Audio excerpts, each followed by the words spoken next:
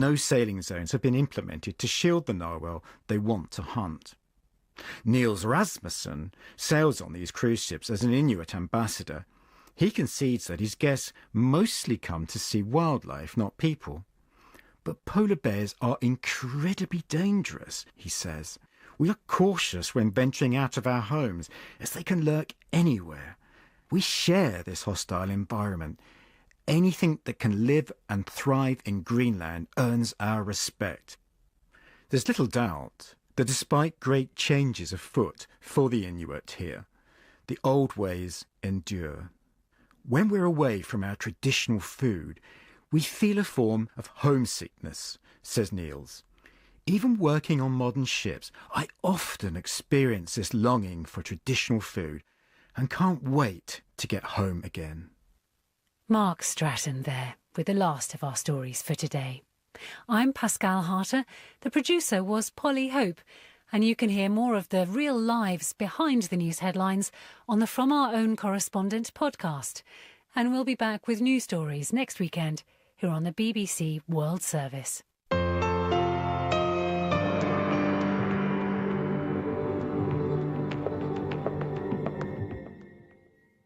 That was the BBC programme From Our Own Correspondent. I'm Saroja Coelho. Have a great day. Good morning, Manitoba. I'm Marcy Marcusa, and this is Information Radio. Welcome to the show. We're live in downtown Winnipeg on this Remembrance Day. You're listening to 89.3 FM, 990 AM on the app or on YouTube this morning. And in the city, it's going to be clearing today with a nice high of 4 degrees, and winds will be northwest at 20. So all in all, if you're heading out to Remembrance Day services today, the forecast at least should be cooperating. So as I mentioned, we're on air till 8:37 with the morning show, and let's say hello to the team. Good morning, Mr. Corey Funk. Corey directs the show and we'll be covering on air the commute. Good morning, Abby Adeyemi, who's behind the controls. Abby covers weather on the air here for us, as well as being our technical producer. And good morning to Kevin Nipatebo, who's behind the controls and waving at you at YouTube this morning if you're streaming the show there.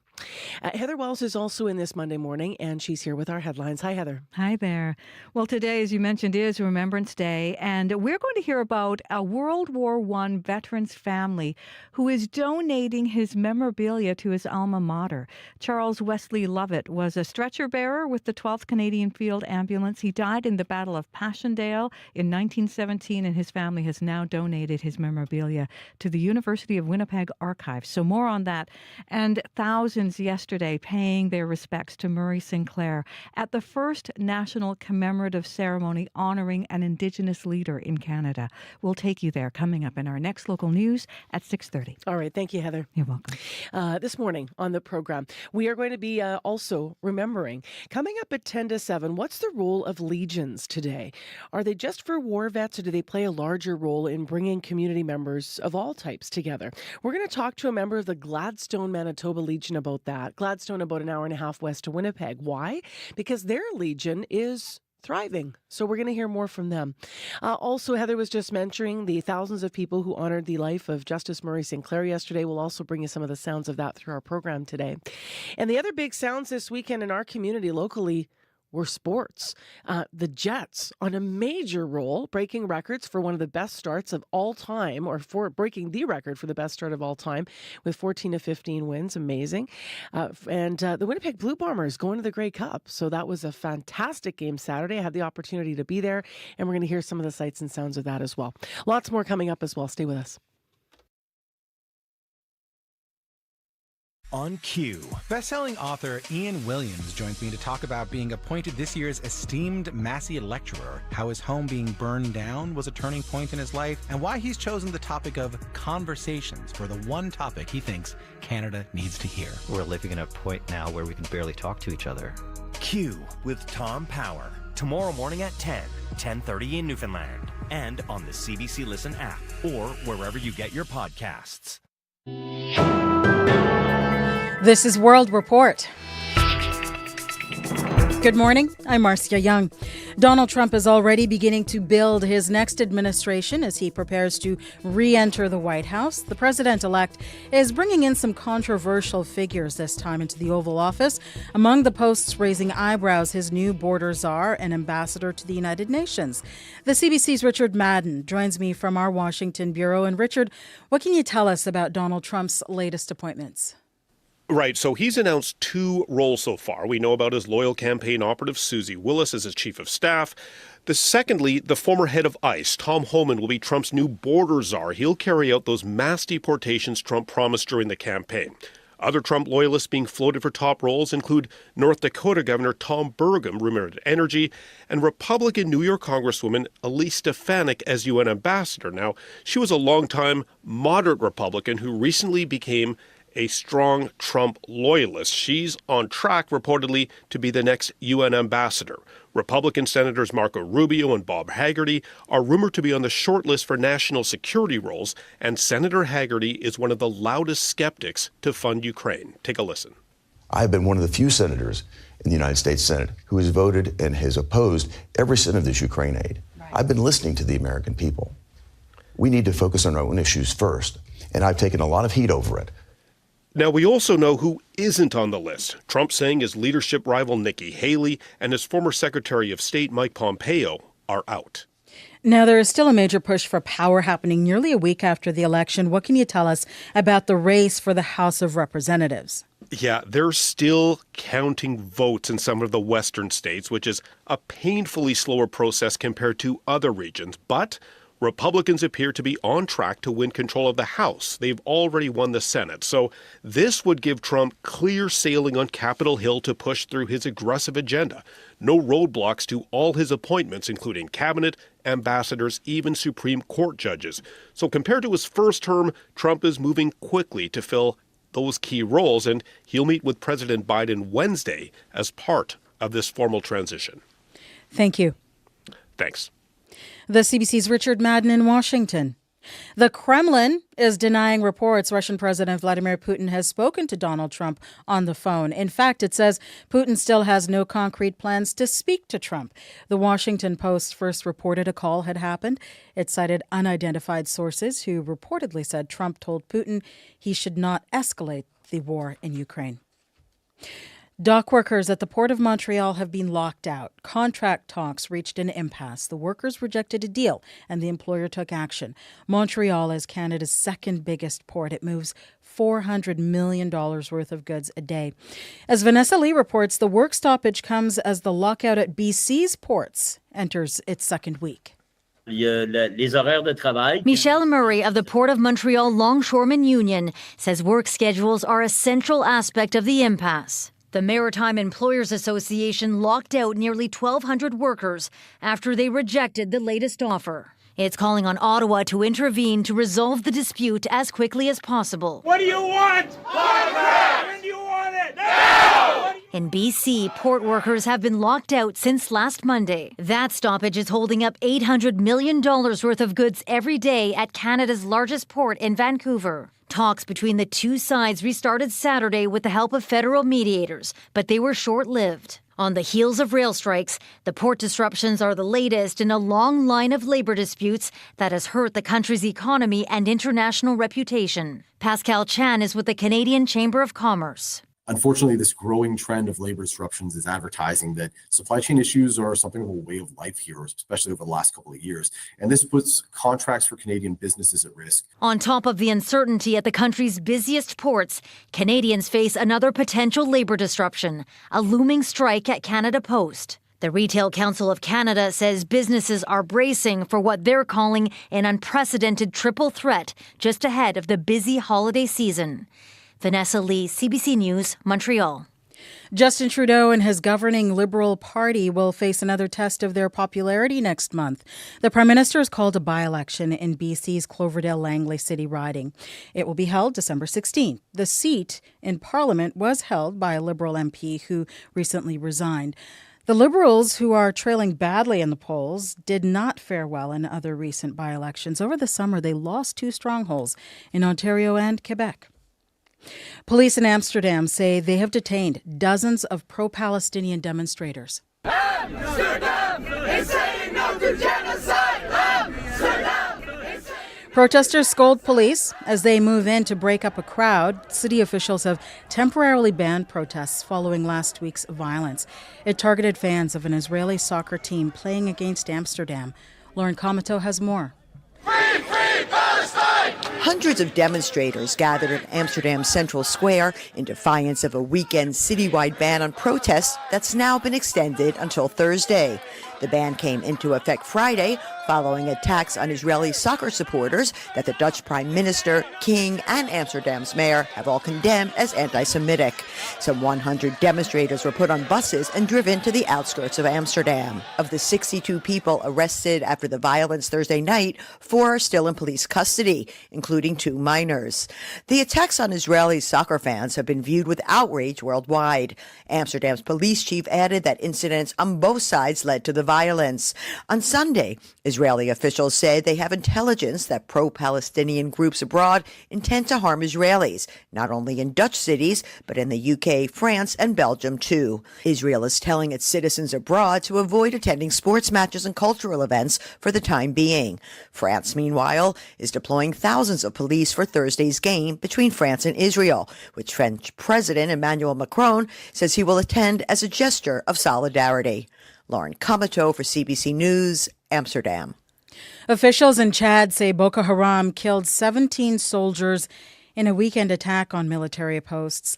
They say almost 100 of the militants were also killed. The attack happened Saturday in the Lake Chad region. It is raising fears of renewed violence in the region. Since 2020, the area has known relative peace, but over the last few weeks, there have been attacks by Boko Haram. The group wants to establish Islamic law in a number of West African countries. European leaders are paying tribute to their fallen soldiers of the First World War. Today marks the 106th anniversary of the armistice.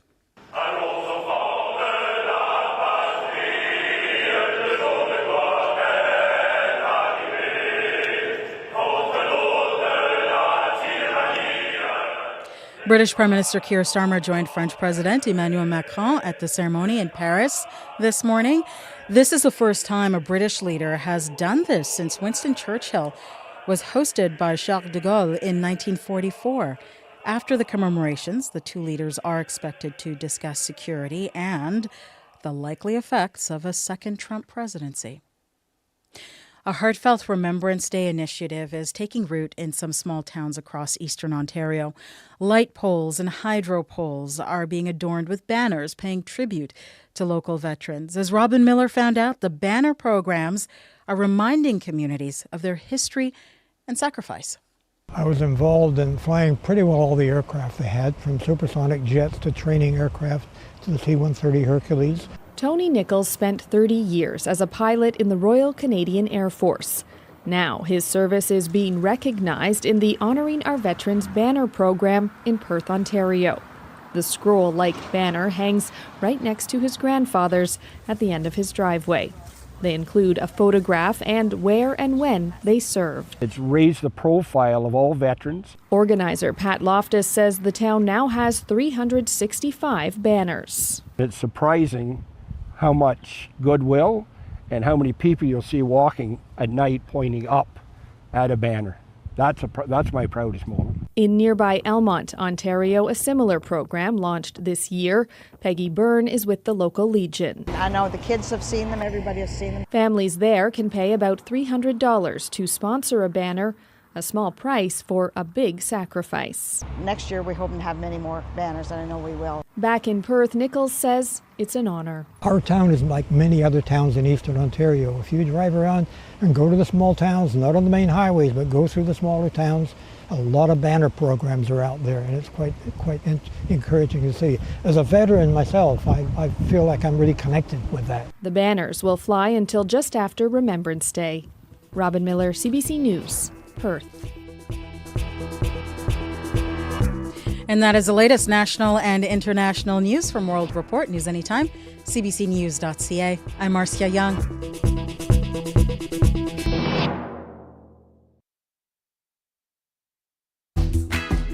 Good morning, Manitoba. How you doing this morning? Welcome to our Remembrance Day broadcast. This is Information Radio. We're live in downtown Winnipeg on CBC 89.3 FM. Also 990 AM or on CBC YouTube channel as well. It's 1 degree in Winnipeg, by the way, for Remembrance Day, 4 degrees today. So it's going to clear as well. So we should have some nice sunshine and maybe one of those big prairie blue skies as you head out and about to remember today. This hour on Information Radio, we're also going to be talking a little bit about sports because it is official. The Winnipeg Blue Bombers are headed to the Grey Cup. We're going to hear from wide receiver Kenny Lawler and quarterback Zach Collaros about the weekend win. On Saturday night, it was sold out. It was so much fun. I was lucky enough to be there. Also this hour to Remembrance Day stories, we're going to speak to a curator for the Military Museums of Calgary, actually, about how they've been working across the country to keep generations of veteran stories alive.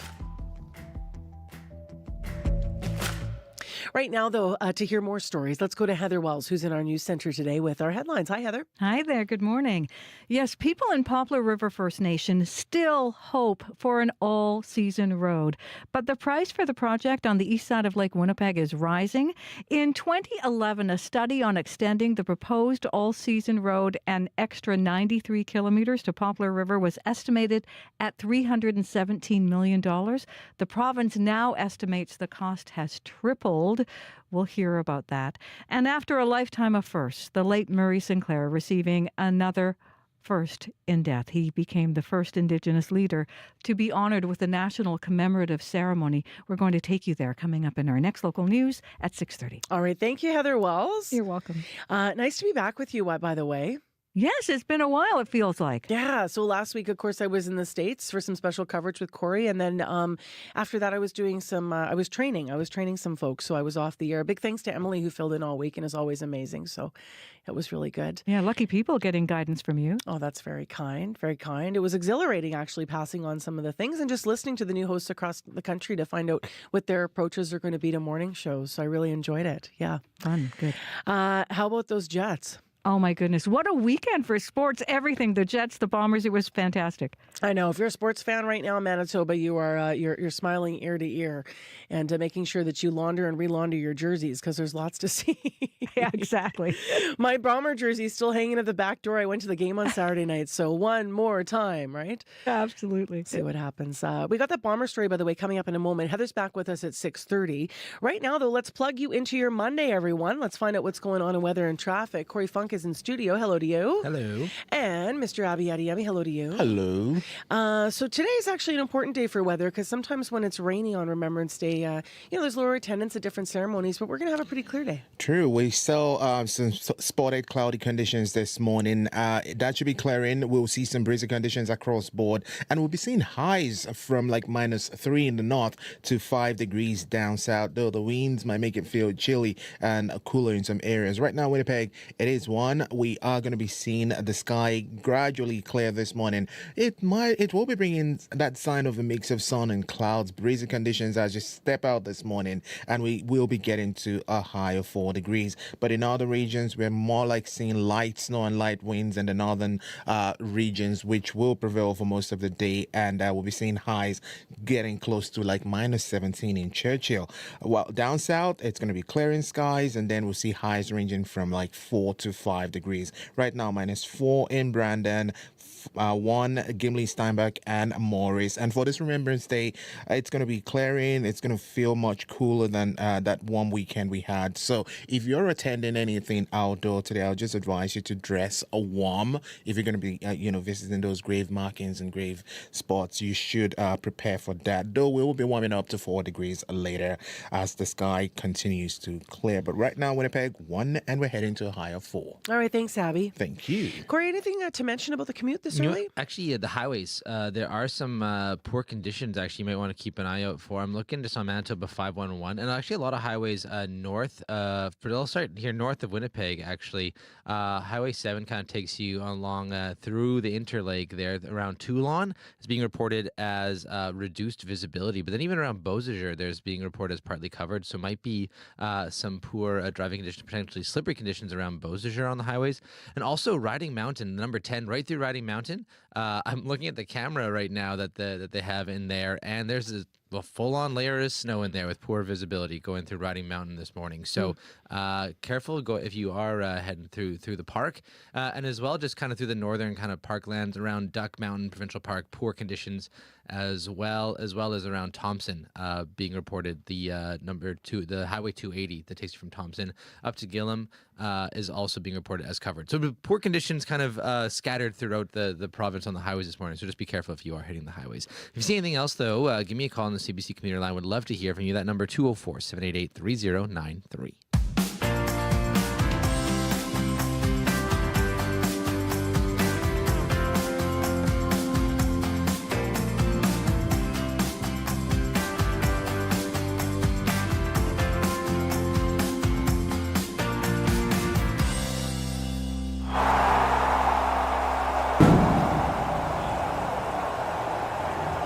I'm not sure if you can actually understand how loud that was in person. That was the crowd of some 30,000 plus fans. It was sold out Saturday, cheering on the Bombers as they did punch their ticket to yet another Grey Cup. It was really electric, really jubilant. The weather couldn't have cooperated better for us in Manitoba. It was beautiful out and just a lot of really happy fans. And we were nice to the Saskatchewan fans, but they did look pretty dejected and sad, those pockets of green in the sea of blue on Saturday.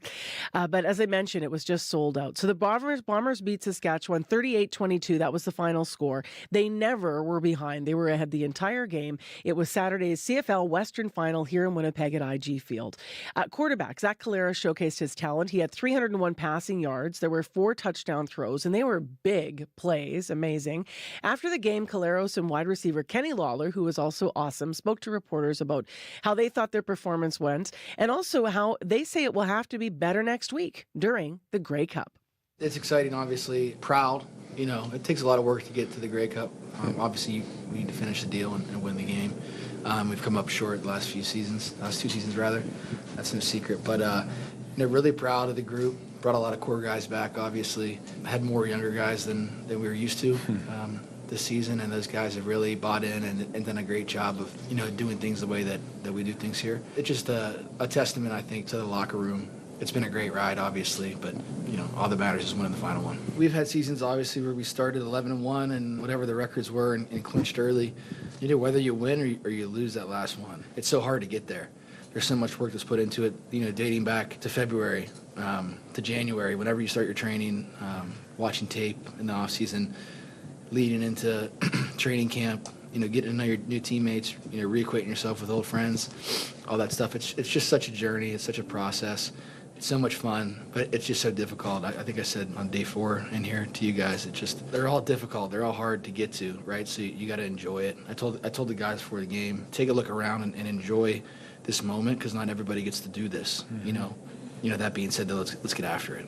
I don't go into any games thinking that, tonight's the night or this is the West Final or anything. I've been playing this game since I'm 5 years old. So, nothing doesn't faze me. I got the best locker room. I got the best quarterback. And we put in work, man. We prepare like no other. Today was just a regular night, man. We just back at the office, man, doing what I love to do. I've been saying it, man. God put me on this earth to play some football.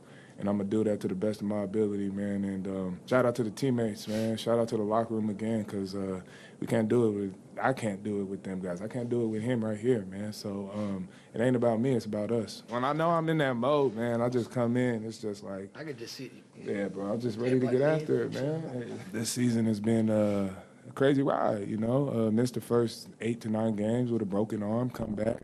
Got to knock the dust off, knock the rust off, and get straight to work, man. And it ain't about the game, man. It ain't about the game. It's about what we do within the week to prepare. Everything that we got to do for one another, to really succeed, to really move the ball up and down the field. And this week, the game, we was just locked in. At this point, it doesn't matter. What matters is next week. We always have a game plan that's formulated to kind of attack, what they're giving us, what they're not giving us. Had a good idea of how they were going to play us all night long. And I think they played even more zone than we expected. I don't think there was a snap of man until the end there, cover 0, a lot of that. And then not even any match either. So had a good plan. The guys, worked diligently all week long to understand it. The one that still frustrates me is there in the beginning of the 4th.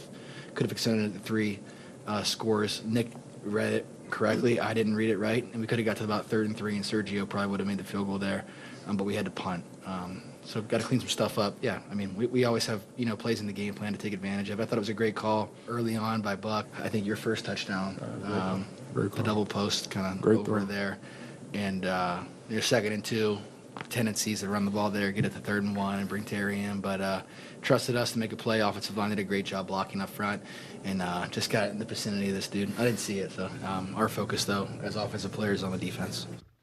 Bombers quarterback Zach Collaros and wide receiver Kenny Lawler speaking to reporters after their CFL Western final victory in Winnipeg on Saturday. So the Bombers have business to get done. They will go to the 111th Grey Cup. It is next weekend in BC, and we are playing Toronto. So we're playing the Argos next Sunday in Vancouver for the 111th, as I mentioned, Grey Cup. Bombers have been in this game 5 times in a row, and the last 2 losses really hurt, and we're really close, and we have work to do and a score to settle with Toronto. And if you're a Bomber fan, you know what I'm talking about there.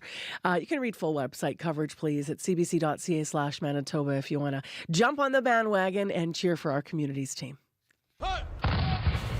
At the 11th hour of the 11th day of the 11th month, Canadians pause to reflect and remember, honoring those who have served and remembering those we have lost.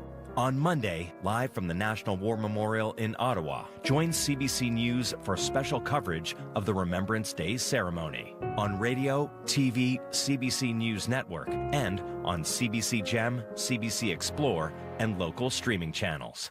So, of course, our largest Remembrance Day gathering today will be at the Convention Centre today in Winnipeg. It will be live streamed at cbc.ca/Manitoba, and they are expecting about 5,000 people. That's usually about the number that they get at that local service here in Winnipeg.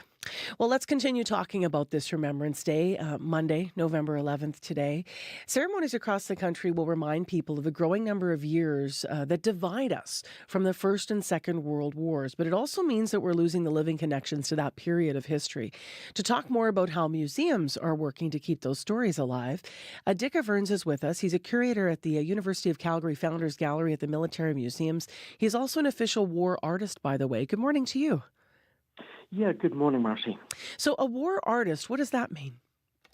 Well, it means different things in different countries, but in the Canadian context, there's been a long history, similar to some militaries that would actually, back in the day before photography, have personnel that would sketch in battlefield positions or reconnaissance to relay back to the leadership. And then that evolved into history painting. And very often there would be soldiers, sailors that would use their creative skills to document particular conflicts. But then in the First World War, which you mentioned, that evolved into an official war art program here in Canada, run through the National Gallery, and it was spearheaded by Max Aitken, who went on to become Lord Beaverbrook, the newspaper magnate. And since then, over the last 100-plus years, there's been several different iterations, and the current one is called the Canadian Forces Artist Program. And distinct from the earlier iterations of war art being on the most part created by military personnel, the Canadian program is pretty much unique in that any Canadian artist can apply to be an official war artist. So I know that you yourself as an official war artist, you went to Croatia in 1994, I understand, Afghanistan in 2006. What does it feel like for you when you capture an image like this of war? Sure. So I'll just clarify one thing for you there. I was deployed to the Middle East. The reference that you make to Croatia and then Afghanistan refers to one of Canada's most senior war artists, Bill McDonnell, and I've actually curated his work into an exhibition. Got it. So I have my own practice as an artist, and then for the University of Calgary at the Founders Gallery, which is an A-grade gallery, 4,000 square feet, we program 3 or 4 shows a year that look at Canada's military history. And so Bill McDonnell went with the Princess Patricias to Croatia. You're absolutely right about that. And so to the question, what does it feel like for you when you're creating something like this that's so important? So that's a great question. And what I will say is that whilst I come from a military family, I haven't served in combat and arms myself, but when you're selected as a war artist and given security clearance to travel overseas, information is really slow to come very often. There's a sense of trepidation. You don't necessarily know where you're going, when you're going, what you're going to see. And I think that does mirror the experience of serving personnel who are waiting to be deployed. But it's a privilege in that one has to put trust in others, which again is very similar to the military experience. There is a responsibility that is exceptional for military commanders that are willing to take civilian artists with them and have soldiers that are responsible for those individuals. And so it opened up a great degree of trust for me, uncertainty, but then the privilege to be able to represent through, in my instance, photography, video, and sculpture, the roles and activities that Canadians are undertaking on the front lines. And artists have that opportunity to say and do things that politicians and soldiers can otherwise not. You talked about that trust that's built when you're sharing the story, whether it's through sculpture, video, or photograph. What story can you share one story on this Remembrance Day with us that might have stuck with you, or a perspective that you gained doing the work, maybe?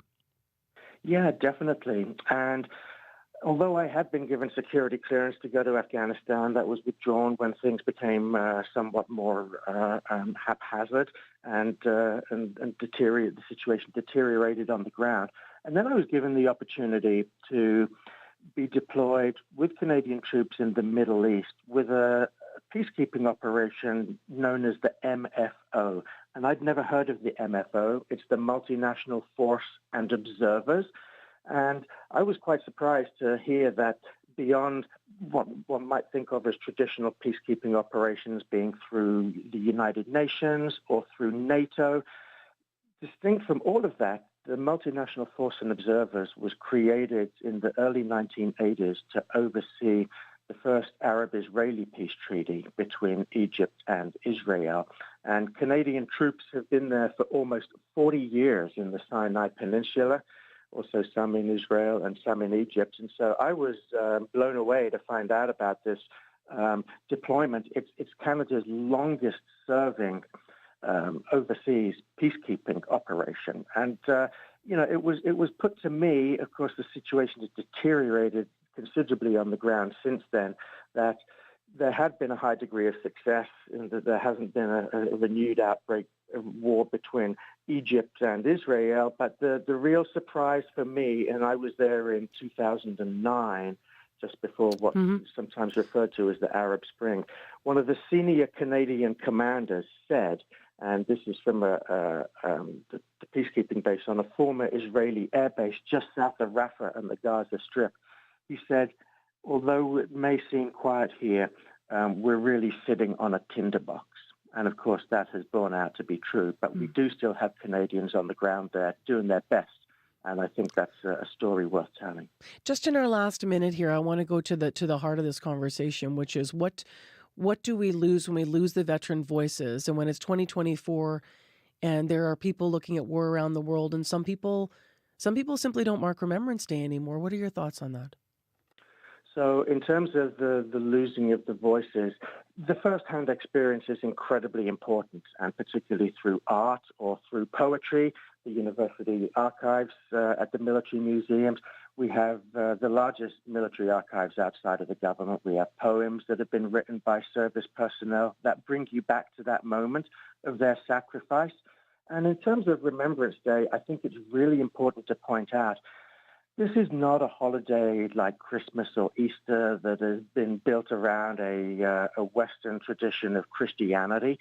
It is not like a bank holiday that may operate in one part of the world and not be relevant for others. At some time or another, if you go back, pretty much everybody's family will have been impacted by some conflict that has created turmoil.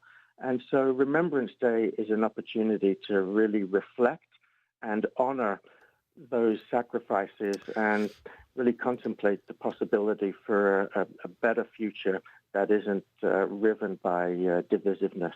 Well said, Mr. Alverns. Thank you very much for your time. Okay, thank you very much indeed. Take care.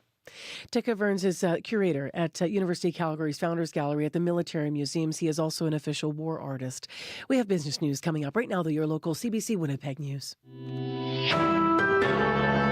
This is CBC News. Good morning. I'm Heather Wells in Winnipeg. At 6:30, it is 1 degree. It's not going to be as warm as the weekend, but still warmer than seasonal. A high today of 4 with a little bit of a southerly breeze later this morning. Well, today is Remembrance Day, a day when we remember the sacrifices of Canada's soldiers and veterans. A World War I veteran's family is donating his memorabilia to his alma mater. Charles Wesley Lovett was a stretcher bearer with the 12th Canadian Field Ambulance. He died in the Battle of Passchendaele in October 1917. Lovett's wartime diary and other memorabilia have been preserved by his family for more than 100 years. They have now donated them to the University of Winnipeg archives. Lloyd Lovett is his great-grandnephew. People in my clan, my family, have looked after these things very well. But a lot of people in the family don't even know about them or may not have seen them. This way, people can see them. They can get into people's lives, and it's kind of a way to honor that. Charles Lovett was a student of Wesley College, one of the University of Winnipeg's founding colleges. He interrupted his studies to serve Canada in the First World War. Now, Remembrance Day services are planned across the province today. In Winnipeg, the largest service is at RBC Convention Centre. Doors there open at 9:30 this morning, and the public's asked to be seated by 10:30. At Minto Armory, doors open at 9. The program at Vimy Ridge Park begins at 10:30. At HMCS Chippewa, the ceremony also begins at 10:30. And there are events marking Remembrance Day at Legions right across the province. We have a complete list on our website this morning, cbc.ca/Manitoba.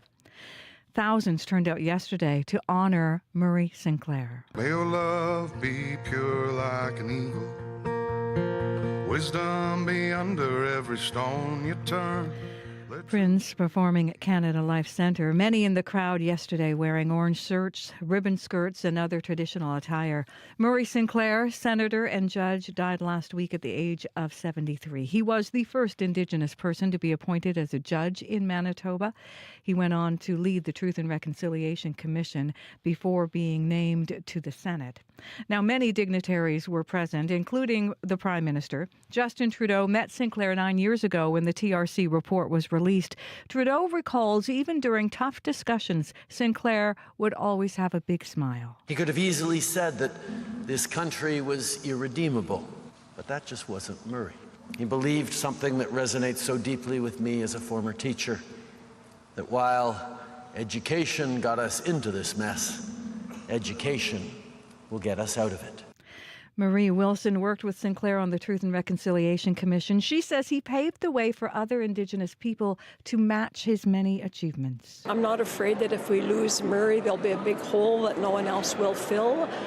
What I think is important to remember about his extraordinary life is that he was the first in so many areas, but that doesn't mean he'll be the last. This is the first national commemorative ceremony honoring an Indigenous leader in Canada. People in Poplar River First Nation still hope for an all-season road, but the price for the project on the east side of Lake Winnipeg is rising. A study in 2011 on extending the proposed all-season road an additional 93 kilometers to Poplar River was estimated to cost $317 million. The province now estimates the cost has tripled. Mabel Bruce lives in Poplar River and drives about 7 hours on winter roads when they go to stock up on supplies. They're a little cheaper. Yeah. We bring a lot of stuff home when we go shopping in Winnipeg. Every 2 weeks in the wintertime. Manitoba's transportation minister says the province could only pay for the project with help from the federal government. Ottawa says it doesn't have any construction plans or a formal proposal.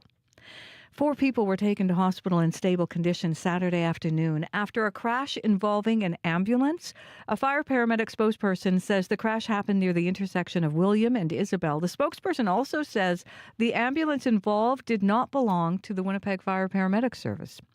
We have more news updated throughout the day on our website. Just head to cbc.ca/Manitoba. Thank you, Heather. You're welcome. Heather Wells in our news center this morning. If you want to see Heather live, you can also check it out on our YouTube channel where you might be watching. Hi, everyone. It's Remembrance Day. That means you might be wondering about getting out to those ceremonies that Heather was also mentioning in the news locally. So let's get right into our weather forecast. And this is your regional forecast. So whether you're in Winnipeg or you're in another city or community today for Remembrance Day, Abby's got you covered. What's going to be up, Abby? Yeah, let's take her from Winnipeg right now. We should see some clearing as the day progresses, with breezy conditions shifting from the northwest to the south. Our highs for this part of the region will only get to a high of 4 today, and then tonight we'll see these mostly clear conditions stay with us and we'll dip down to -1. Western Brandon, it is currently -3. The sky is also going to be clearing by late morning with some breezy conditions in the afternoon. Brandon will warm up to a high of 5, and then tonight you drop to -2. Moving north to Thompson, where we're seeing mostly cloudy conditions. Temperatures there -4. This time you should see light winds and a high of -3 today, but it will be feeling colder due to the wind chill factored in. Further north in Churchill, -11, and you're seeing light snow at this time. Expect some cloudy conditions to come with that. This light snow is going to be turning lighter as you get into the day, and the high for Churchill today would be around -17 this afternoon. Though you dip down to -19 as you get into the evening, and then that snow continues tomorrow. You should be seeing about 5 to 10 centimeters. Dauphin is at -1 and also expecting some clear skies today with light breeze. The high would get to 5 degrees. Gimli currently 1 for the Interlake region today. We should see this clear condition also spread to that region with light breeze. High would only get to 4 degrees. Similar condition in Steinbach. Maurice at 1, also going to be seeing clear skies today with light breeze turning southerly, and we'll see a high of 4. Though tomorrow down south we should see some breezy conditions and plenty of sunshine in the forecast. But for today we'll see some clear skies in most of the regions. Highs around 4 and 5 down south, and then the north would get to -3 with this light breeze in many places picking up as you get into the afternoon. Right now, Winnipeg, we are at 1. All right, thanks, Abby. Thank you. Corey, we've got some highways that are a little bit partly covered, you said, with snow? Or? Yeah, and I'll start here in Winnipeg, actually. So now, actually, on Manitoba 511, the highway reporting site, the northeast part of the perimeter being reported actually now as partly covered. So that could mean potentially slippery conditions, still passable, obviously. So that's kind of from La Jamodière on the perimeter, heading south towards Highway 15 there. And to be clear, when you say partly covered, that's like a light dusting of snow, exactly, or it could be maybe a little icy. Or... Exactly. So just a little bit extra caution what you need when you see something like called partly covered. When I look on the map here, and it's similar for the highways right around Beausejour as well this morning, as well as highways all around Duck Mountain Provincial Park. But if you actually go to Riding Mountain National Park, Highway 10 that runs right through the park, being reported as covered right now. And I'm looking at the camera shot they have in the park there, and there's lots of snow on the road, and actually poor visibility as well. So it looks like there's a bit of a system going through there, and as well as up north, just outside of Thompson, if you're heading east from Thompson, heading towards Split Lake, that's also being reported as covered. So maybe some treacherous conditions on Highway 280 there as well. If you see anything else going on, give me a call on the CBC commuter line. If you're walking, biking, driving, would love to hear from you. Give me an update on what those highways really look like. 204-788-3093. All right, thanks, Cor. Thank you. We're asking you on Facebook this morning to weigh in and let us know what or whom you're thinking about on this Remembrance Day. So we'd love to hear from you. It's a question we often ask, but if you want to weigh in with your Manitoba perspective, I am Marcy Marcusa on Facebook, and you can write your stories there. You can also call us, of course. Calls are awesome. We can get your stories on the air. 788-3205. It's time now, though, to turn our attention at 21 minutes to 7 a.m. on your Monday to business news. And Phil DeMont's here with our report. Good morning, Phil. Morning, Marcy. So we have important news because as you World Report, if people were tuned in at 6 here, we're hearing more about what's going to be happening. The Port of Montreal locked out its workers. That happened over the weekend. Does mean that ports though at Montreal and Vancouver are both now shut. This cannot be good for the Canada's economy. No, especially now because the economy had already been slowing because of the higher interest rates over the past couple of years. But on Sunday, the association representing companies at the Port of Montreal locked out 1,200 longshoremen. Most of the facilities now at the port are idled. You've only got the grain terminal, the one that handles bulk liquids, and there's one that actually is dedicated to supplying Newfoundland and the Magdalen Islands. Those are operating. All this happened, though, because the longshoremen, or after the longshoremen, overwhelmingly voted to reject the latest offer from the companies. Now, the Maritime Employers Association said it was offering a 6-year deal with the average annual wage gain in the range of about 3.25%, between 3 and 3.5%, depending upon your year. Union representing the dock workers said the deal had only, quote-unquote, cosmetic improvements and didn't impact scheduling, which is a major sticking point, apparently. Lockdown impacts $400 million worth of trade that daily goes through Montreal, does put the federal government in a tough spot. That's because you're right. Vancouver's been closed for about a week. Means when you add the two ports together, you get about $1.2 billion in daily trade stuck on the docks. So that's every day. Might be actually the employer's strategy if you think about it. Well, when I think about it, you think of that dispute, labor disputes earlier this year, like that national rail shutdown. Ottawa had to intervene to help try to get a settlement, various degrees of success. But the unions in most sectors in Canada are now pushing hard for higher wages because the contracts are up and they're trying to get their members compensation for the increased inflation over the past couple of years. The ports might be thinking if we lock workers out because they haven't been without a contract in Montreal for, most of a year, that might pressure Ottawa to get a deal, and the final deal might be more palatable than if we just kind of went into negotiations and, for whatever reason decided that we're going to have to give a certain amount of money out. Now, do these disputes you're talking about alter what economists are thinking about in terms of the future interest rate cuts? It probably reinforces the idea that Canada's economy is slowing too quickly, or more than people thought it would. In turn, that has economists looking for a 0.5 percentage point cut when the central bank meets the Bank of Canada, scheduled for December 11th. David Doyle, he's over at Macquarie. He says a 50 basis point cut is locked in for next month, but he's actually focused on the October job numbers, not the port stoppages. Last month, we added only about 15,000 jobs. Now, that's a weakish figure. Has the Bank of Montreal looking at our GDP growth this year, slightly more than 1%. You compare that to the U.S., where they're growing at 3%, and you get a sense that the two economies are going in different directions. And that's all before you count the cost of the lockdowns in Montreal and Vancouver. If they go on much longer, you'd expect the Christmas shopping season to be affected. And then maybe you'd look at the bank, at least saying we got to do 50 basis points for the end of the year in order to try to stimulate the economy as it slows even more than it is already. And finally, first there was retail therapy. Most of us know what that is. But now people are talking about doom spending. What is that? Yeah, you have to say it with a really deep voice, like doom spending. Okay, it's the retail doom spending. Yeah, very good at that. Retail therapy for the apocalypse. Canadians and Americans feeling anxious these days about kind of everything, but especially the economy. Up here, 54% of Canadians said they were, quote, uncomfortable with their economic situation. 2/3 of Americans rate their economy as less than good. Normally, in uncertain economic times, people hunker down and hoard cash. Not this time around. More than 1/3 of Americans don't see the point of saving when it could all change in a minute. So they're spending on luxury items like high-priced handbags because, what the heck? This is especially true among younger people, and this is kind of, I think, what the difference is. Gen Z and the millennials are kind of looking at the doom spending, just we need to buy more stuff because it's just bad out there. Half of Americans that have credit cards aren't paying off their plastic debt. Up here, it's a little less hair on fire. Statistics Canada survey said a substantial minority of Canadians are having a hard time affording to pay rent and buy food, so they're not running out to buy handbags. But you've got doom spending in the UK, and one factor they say might be a large portion of people get their news online. We know that to be true. But a lot of these news sources, especially what people go to, are overwhelmingly negative, so there's no counterbalance. So some of these feelings could go away if economic indicators like inflation keep improving, but right now, run out to get that Kate Spade bag or fossil watch because they might be selling out. What's going on with the actual markets this morning? Right now, it's a good day in Europe. Germany, France up more than 1%. UK up as well. China might not be stimulating that economy enough, or Beijing might not. So Hong Kong, that market's off 1.5%. Gold's down $27, $2,668 US an ounce. A lot of that's going to be on American dollar strength. Oil down $1.18, $69, 20 cents US a barrel. And the Canadian dollar down a little bit, trading at 71.79 cents US. All right. Thank you very much, Phil. Thanks, Marcy. That is Phil DeMont from our business desk at CBC.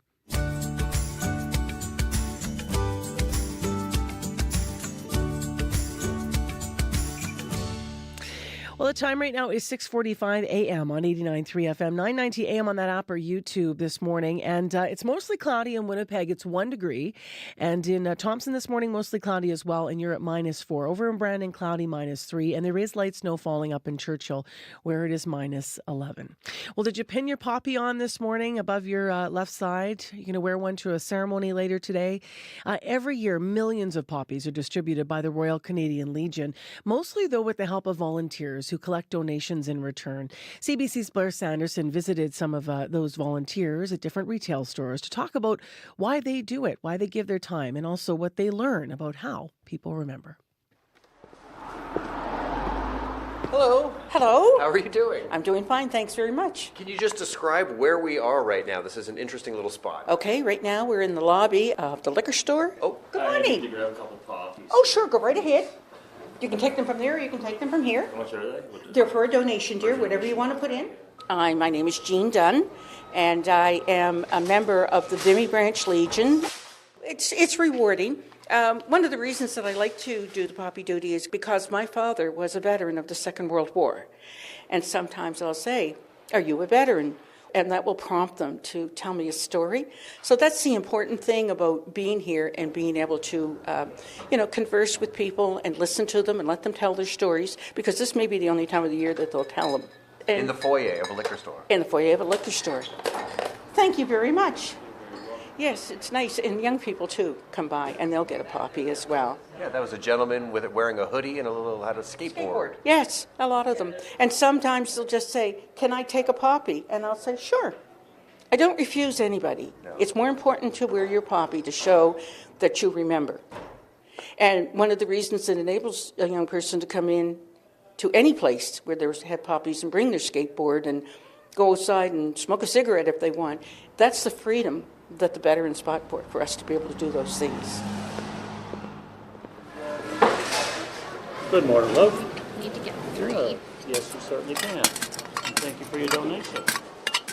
My name's Ron Sampson, and my role is just a volunteer.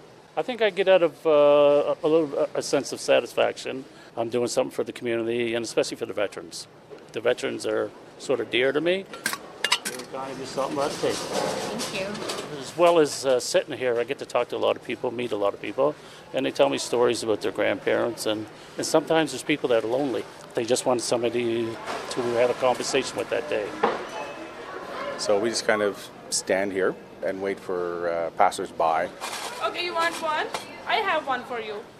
What was the question? Why we have poppy here? Because to remember the people who marched away. Oh, yeah. Without the poppy, we don't know if it is a Remembrance Day or not. With poppy, when people tag the poppy here, we come to know that Remembrance Day is near now, and we are going to celebrate, and we can see the happiness and sadness, both things at the same time on the faces. We are sad, but we are happy too, because those people sacrifices for us, and today we are standing on this land. That was nice. It was. It's very typical of the sort of interaction that we get. Folks will just talk about, their personal connection, and often just the general concept of remembrance and its importance. Good day, love. How are you? Excellent. He's from the radio, CBC radio. Do you need help putting that on? Are you okay? I'm good. You got it? Yeah. All right. Wear it proudly. That's right. There Perfect. you go. You put that on perfectly. That just went right on. That's amazing. Years of experience, and it won't change. Right. Yeah. Have a great day. You too, love. Thank you very much. Thank you for stopping by. She pretty well summed it up when she said, "Wear it proudly." Yeah. When she said, "Wear it proudly," and plus I think the biggest thing is respect. Respect, right, for the people that come and gone. Thank you so much. Oh, you're quite welcome. Thank you. Yeah, thank you for dropping by. Yeah, sharing your time with me here. Oh, well, thank you very much. CBC's Blair Sanderson out talking to volunteers distributing poppies about what motivates them to volunteer, and of course hearing some of the exchanges of what people are thinking about as they're getting those poppies. One person, by the way, not named in the audio, Rick Adams, who's with the Army Cadets Canada. Also, you heard from a first-generation Canadian picking up poppies for her kids. Her name is Sena Zulfikar. We are asking you on to weigh in this morning on what or whom you're thinking about today on Remembrance Day. 788-3205 Manitoba. Give us a call. And Heather will remind us of those daily services that are coming up. And as you get ready to maybe gather and head out the door this morning. Breaking news happens anywhere, anytime. Police have warned the protesters repeatedly, get back. CBC News brings the story to you as it happens. Hundreds of wildfires are burning. Be the first to know what's going on and what that means for you and for Canadians. This situation has changed very quickly. Helping make sense of the world when it matters most. Stay in the know. CBC News. 10 to 7 right now, and let's turn our attention next to the aftermath of the U.S. election and what might happen next. So incoming U.S. President Donald Trump has made no secret of where he stands on environmental issues. He has called climate change a, quote, big hoax. He has also said a Democratic Party bill to support renewable energy is, quote, a green new scam, end quote. But whether words translate into policy remains to be seen. Joining me to talk is Tim Gray. To talk about this is Tim Gray, Executive Director of Environmental Defense. Good morning. Good morning. So it's interesting because when we were in the United States last week, we were across the border into Fargo, which is just about, 3.5 hours north of here, south of here. It was interesting talking to people who voted for Donald Trump who said, I have concerns about some of the things he said, but I don't believe he's going to go through on all of them. How concerned are you around what he has said about climate? Well, what he said about it is horrible. I mean, you see direct alignment between what he says and what the fossil fuel industry has been doing. If he carried through on all the things that he said, it would obviously be a disaster both for the climate, but also for people and also for the U.S. economy. The energy transition that's going on across the planet is absolutely necessary for civilization to survive, but it's also the main driver of economic prosperity in the world now. So, it'd be a disaster in many levels. We're hearing on World Report from a number of world leaders on this front because the UN Climate Change Conference begins today in Baku.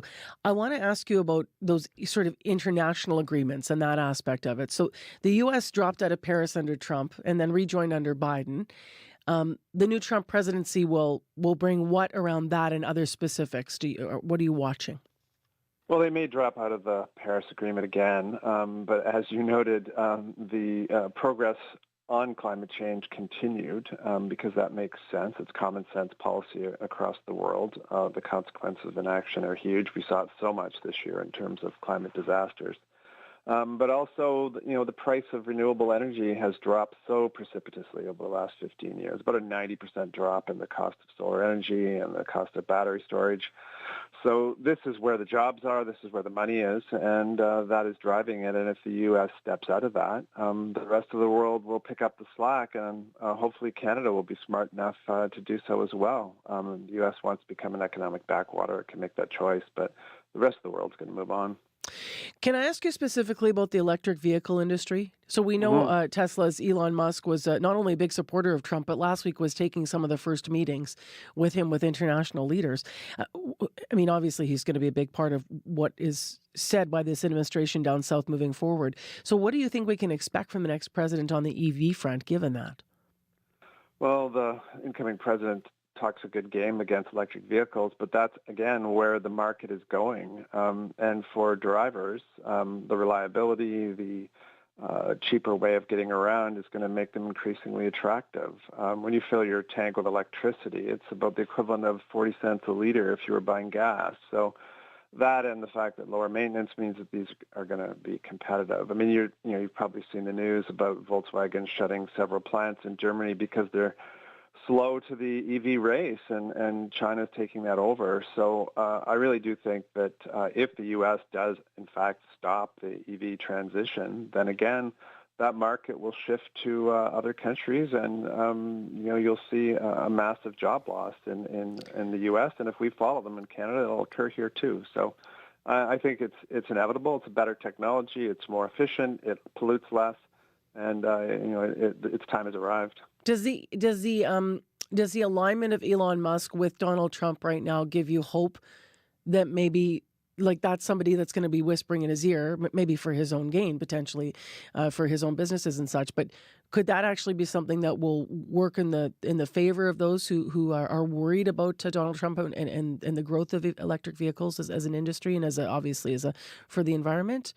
It's always hard to know what Elon Musk is up to, but yes, he owns Tesla and probably wants to see that business continue. So I would imagine he'd be giving advice to the incoming president that doing anything to stop that electric vehicle transition would be a huge economic mistake.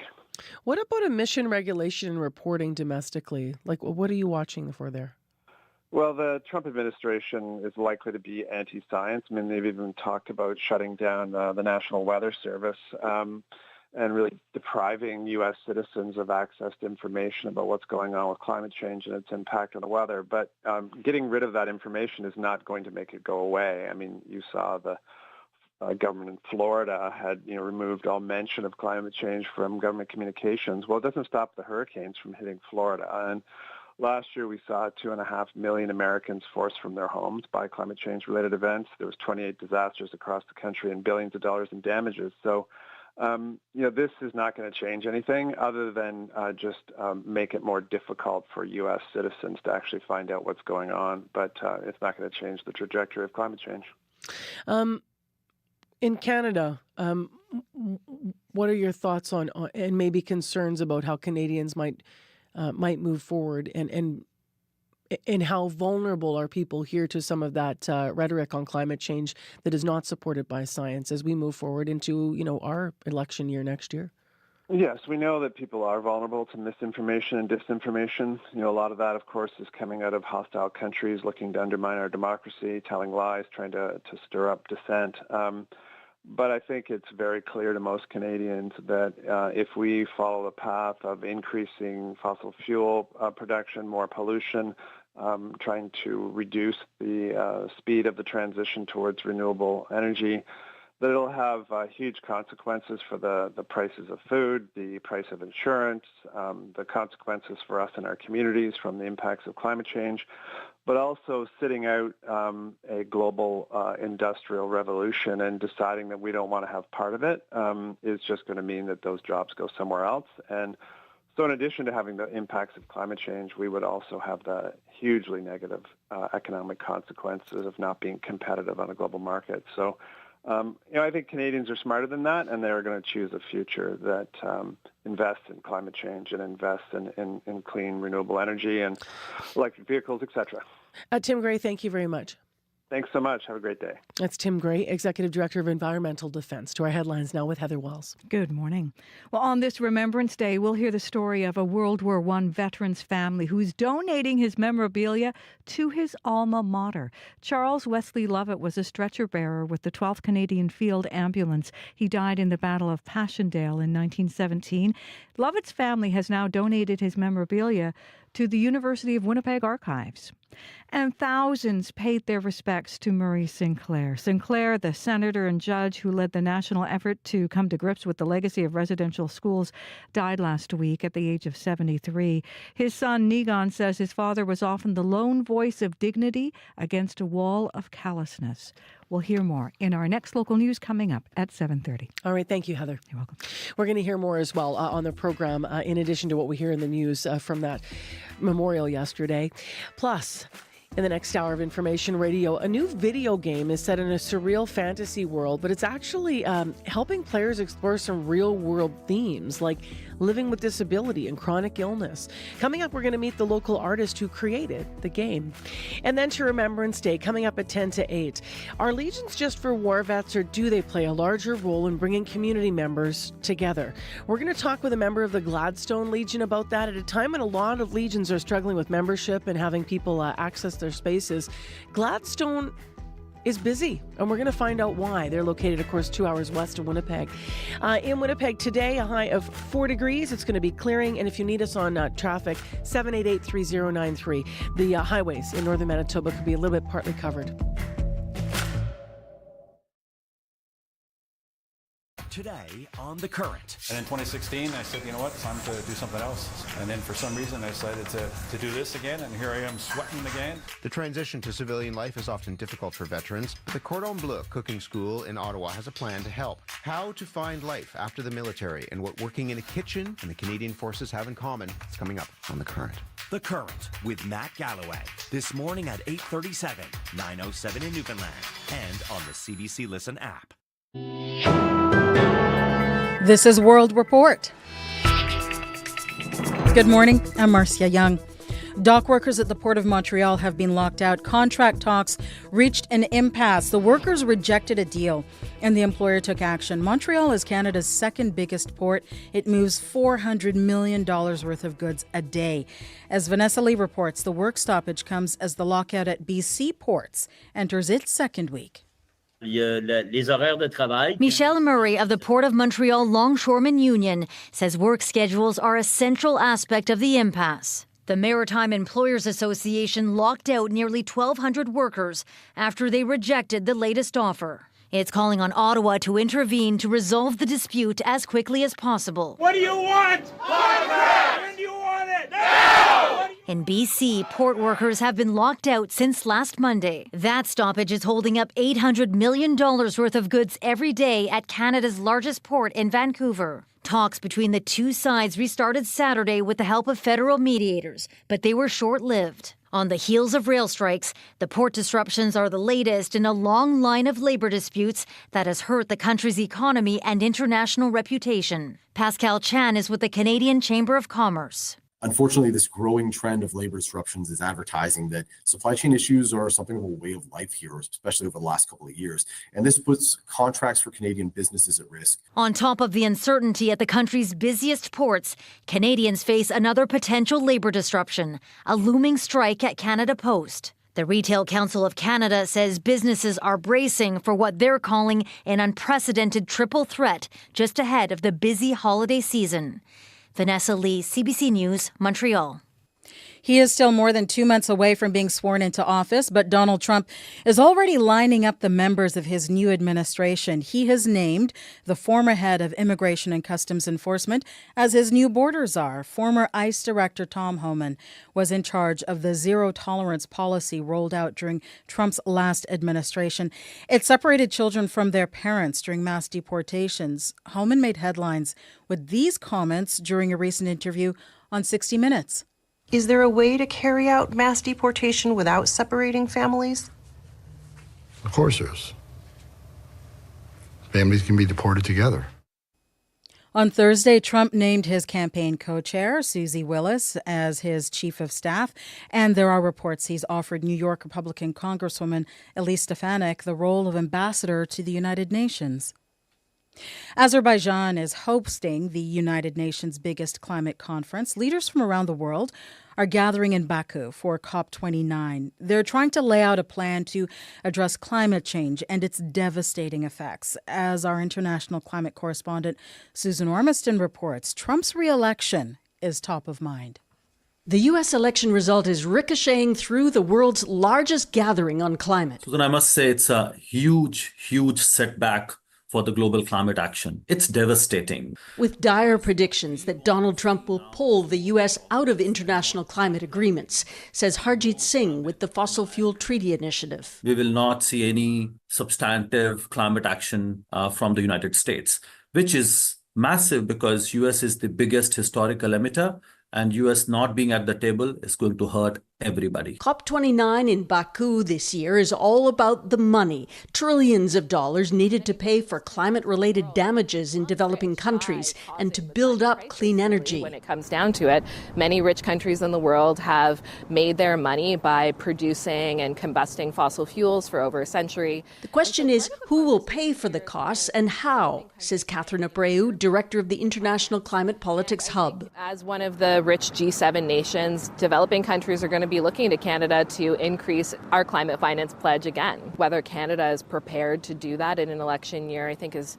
an open question. 2024 is on track to be the hottest year on record, as Trump signals he'll pay scant attention to reducing fossil fuel emissions while supercharging oil and gas production. This is going to have a huge impact on what COP29 is set to achieve. Singh fears the U.S. delegation will be lame duck negotiators with no authority past February 2025. Susan Ormiston, CBC News, Toronto. In Serbia, there are calls for the Prime Minister to resign. A concrete canopy collapsed at a newly renovated railway station. People are furious. They say government corruption is to blame. Freelance reporter Guy Delani has that story. More than 20,000 people took to the streets and squares of Serbia's second city, Novi Sad, last week. They were expressing grief and anger about the collapse of a concrete canopy at the city's recently renovated railway station.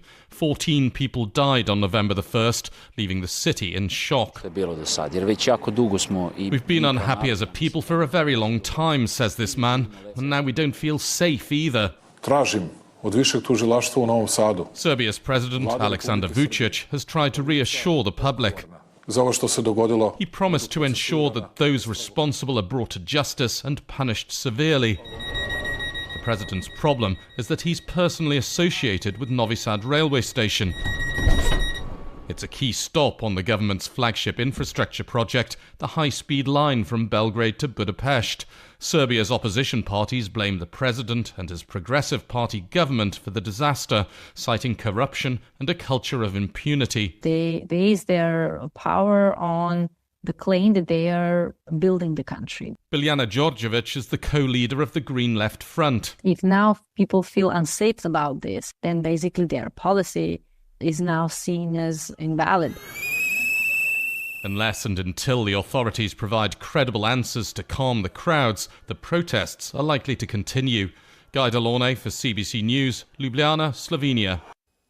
Canadian troops in Latvia are marking Remembrance Day with a ceremony and parade. There are about 1,600 Canadians there serving with NATO.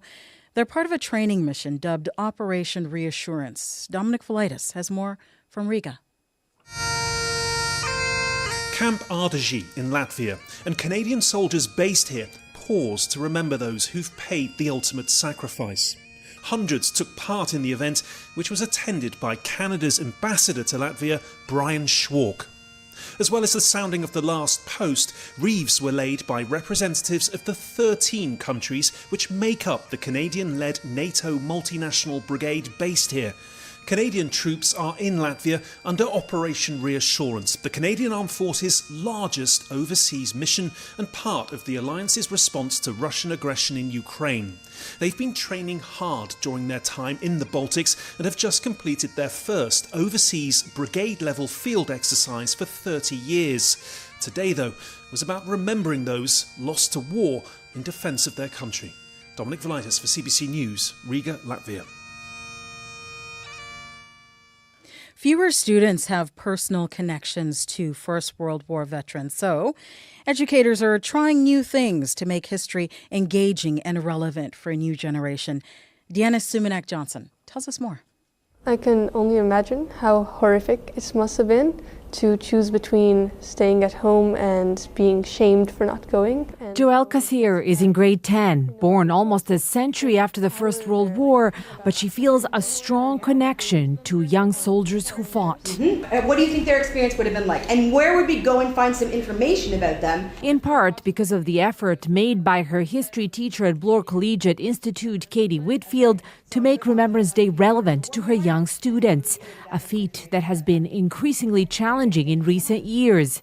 Students are no longer likely to have living relatives who fought in the two world wars, and many of them are from cultures not defined by these conflicts. I don't often teach with textbooks because I think that they often give only a very narrow point of view. But when we access primary source materials, it gives students the opportunity to explore multiple sides of the conflicts and so on. Under Whitfield's supervision, students found pictures, letters, and newspaper clippings about young men from their very community in downtown Toronto who enlisted in the First World War, many never to return. Carla Peck, professor of education at University of Alberta, says it's a way of teaching that's very effective for today's generations. It is, I think, commonly understood that in order to understand science, we have to do science. In order to understand history, I would argue we need to do history. Gaining a better understanding of history as they grow to navigate the complex present. Deanna Sumanak-Johnson, CBC News, Toronto. And if you're looking for tools to talk about the day's big stories with the little people in your life on this Remembrance Day, check out cbckidsnews.ca. That is the latest national and international news from World Report. I'm Marcia Young.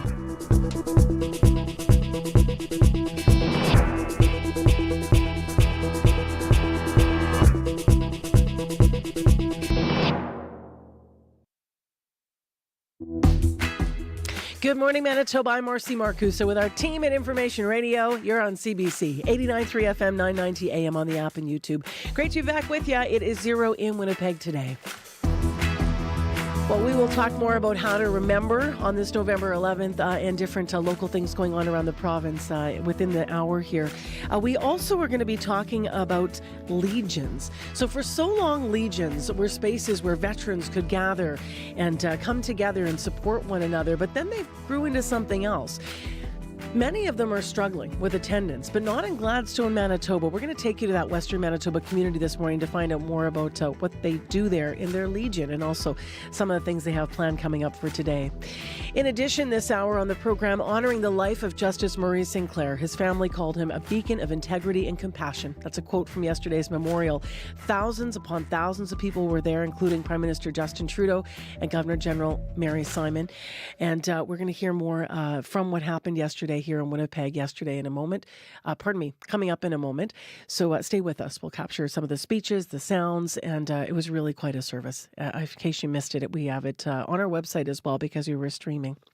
Right now, let's turn our attention to news headlines. Heather Wells joins us live. Good morning. Good morning.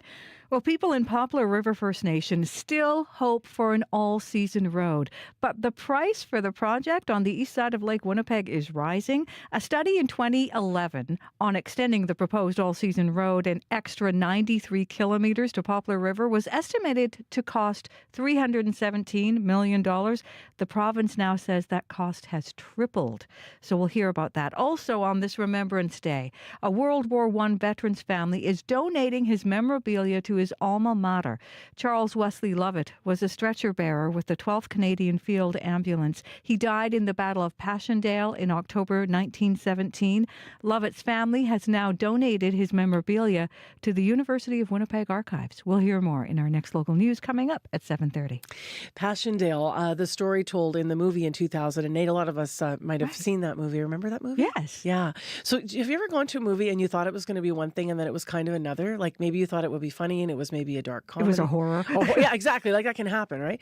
So in my family, my sister, her husband, and then I think it was the father-in-law and a couple of the brothers. It was like five guys went out and they went to see Passchendaele, which does tell the story. It is a war film, with Paul Gross, 2008, as we were saying.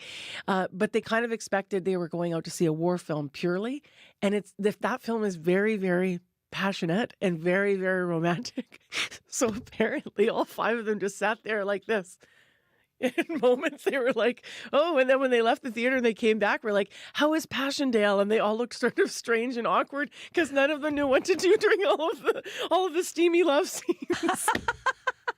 They're like, well, it was really good, but yes, it was good. They put the passion in Passchendaele. If you haven't seen it, though, I would encourage people to, I know I shouldn't be encouraging anyone to do anything, but I know one of the things that I often like to do is to remind myself of the Canadian stories on Remembrance Day and to see some of the films that have been made. Because that film was shot in Calgary, Passchendaele, if you've not yet seen it. And it focuses on the experience of Canadian soldier Michael Dunn at the Battle of Passchendaele. And Paul Gross had stories, the lead actor in that, who's Canadian, of course, as well, heard from his grandfather all these stories. He was a First World War soldier and kind of pieced them together and put the film together around it. So it might be one on the list if you happen to be off today and have some movie time. Good idea. Yeah. All right. Thank you, Heather. You're welcome. Let's get into what's happening if you're going out for Remembrance Day ceremonies. We need to know about the weather. So Abby's here with that. Yeah, you should see some clearing skies across some of the regions today, though we'll see chilly temperatures in the north with milder conditions for the south. We see highs ranging from -3 in Thompson to 5 in most of the southern regions. Currently, Winnipeg, we are at 0. The clouds should clear as the day goes on, making a way for a mix of sun and clouds. It will be breezy this morning, though, with the winds shifting from the northwest to the south later in the day. And our highs for today would only get to 4 degrees. We're seeing light snow in Churchill and Thompson region at this time. And for down south, it's more like that clearing condition. Though, Brandon and Dauphin, we're seeing some foggy conditions and fog patches here and there with temperatures at -3 and -1 respectively. While the other parts of the southern regions, we're seeing more of like this cloudy conditions trying to clear as you get into the day. So the day begins cloudy, it's going to clear, and then we're going to see a mix of sun and clouds. We do warm up to a high of 4 later, and then the clear skies will continue as the day goes on, though the wind will be light, and it's still going to be chilly. So dress warm if you're spending some time outside today. Right now, Winnipeg, we are at 0, and expect the skies to clear throughout the day. All right. Thank you, Abby. Thank you. We do not have entirely clear highways. Corey's here with your commute report. Yeah, I'm going to start actually in Riding Mountain, where it seems like there's the worst conditions going on right now. So that number 10 that runs right through the park is being reported right now as poor visibility, as well as covered right now. And sure enough, I'm looking at the camera and you can see the snow covering the highway right now. So just heads up, might be a little bit treacherous through Riding Mountain, but also the highways just north of Dauphin being reported as partly covered with some poor visibility as well. So that's the highways that kind of skirt, just past Dauphin Lake and also around Duck Mountain Provincial Park. Here in closer to Winnipeg and to southern Manitoba, highways around Beausejour right now also being reported as partly covered. So it might be a little bit slippery there as well. And then up in Thompson too, just from Thompson to Split Lake, also might be some icy conditions as well on the highway. So heads up if you're taking the 280 this morning. If you see anything else going on the highways, would love to hear what you're actually seeing out there versus what I'm just kind of seeing on the Manitoba 511 map. Would love to get a real visual. Paint a picture for me. Give me a call on the CBC commuter line. That number 204-788-3093. We're getting some comments in, Corey, now from Manitobans who are thinking about Remembrance Day. We ask, what or whom are you thinking about today? So some of these quite serious, just so I set you up for this. Yeah. As you can imagine. Maureen Morris wrote in, I can't help thinking about the victims of the Holocaust and the concentration camps and the soldiers that did their part to free them and what they witnessed. Wes Hildebrand's saying, I'm thinking about a friend who came back from Afghanistan, so traumatized by the experience, and countless other veterans who also are traumatized. And he nods to people who, a lot of veterans who take their lives. We know that that is something that to contend with in this country when we look at the numbers and those who are seeking support after that trauma. Constance Pop wrote in, my dad and many who fought that I know of and those that I don't know of as well. So thinking overall in that bigger picture. Rhiannon Frost saying people who died for our freedom. And finally, Mary Swain weighing in saying, I believe Indigenous Veterans Day and today, Remembrance Day, November 11th, should be joined. Indigenous veterans need to be recognized as well. What happened to reconciliation? So I know there is Indigenous Veterans Day, but Mary's saying that it's time that we put it all together and we just recognize our Indigenous vets on November 11th. You know, when you talk about sacrifice on a day like this, often the first thing that comes to mind, of course, the people who died, but also the sacrifice people make of just what they're carrying around with them from what they've witnessed, what they've been through when they've served. And that's, something that sits with me for sure. 788-3205 if you want to call in on this Remembrance Day.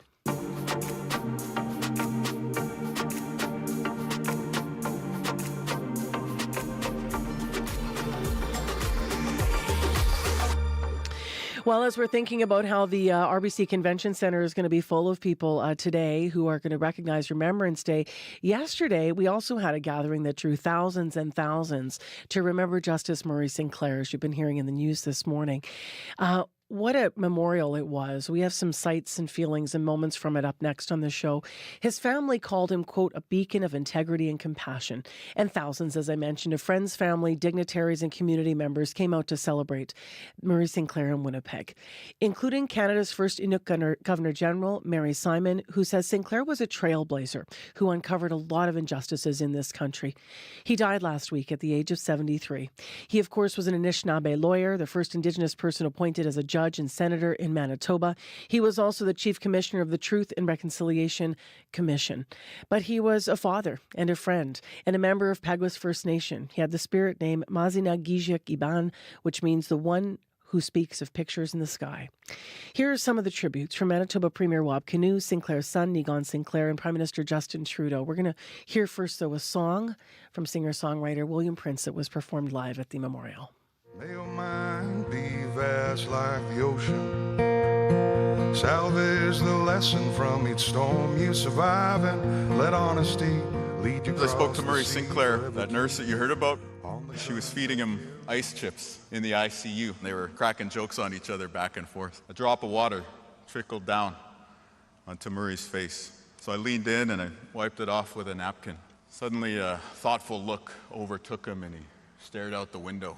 I kind of braced myself like, this is it. He turns back to me and he says, you know what I'm having a really tough time accepting is the Premier is wiping my chin.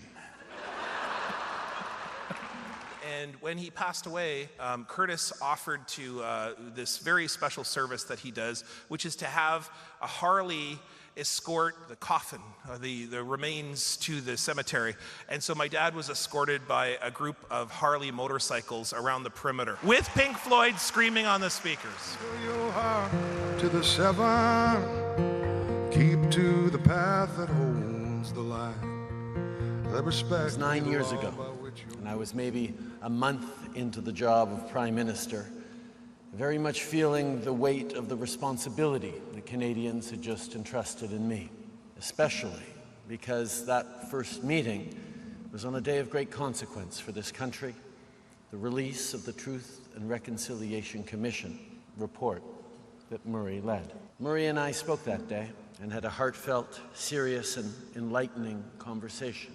Murray always thoughtfully listened, even when he disagreed.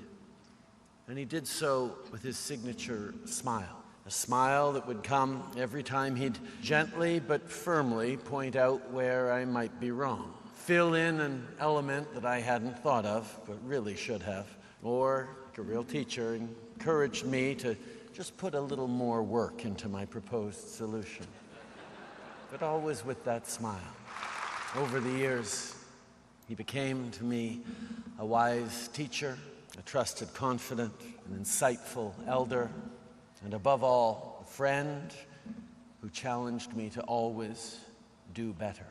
An eternal optimist, he believed in people. He believed that while it would entail hard work, it was possible to change hearts and minds. And above all, he believed something that resonates so deeply with me as a former teacher, that while education got us into this mess, education will get us out of it.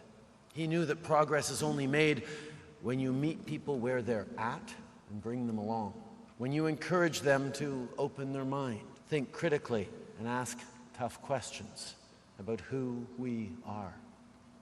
That's what Murray believed, and that's who Murray was. Murray has brought us together with a frank and true understanding, not only of our history, but of the journey of reconciliation on which we have all embarked. With perseverance, an unwavering belief in progress, and proudly embodying who he was, an Anishinaabe and a Manitoban, Murray changed this country for the better.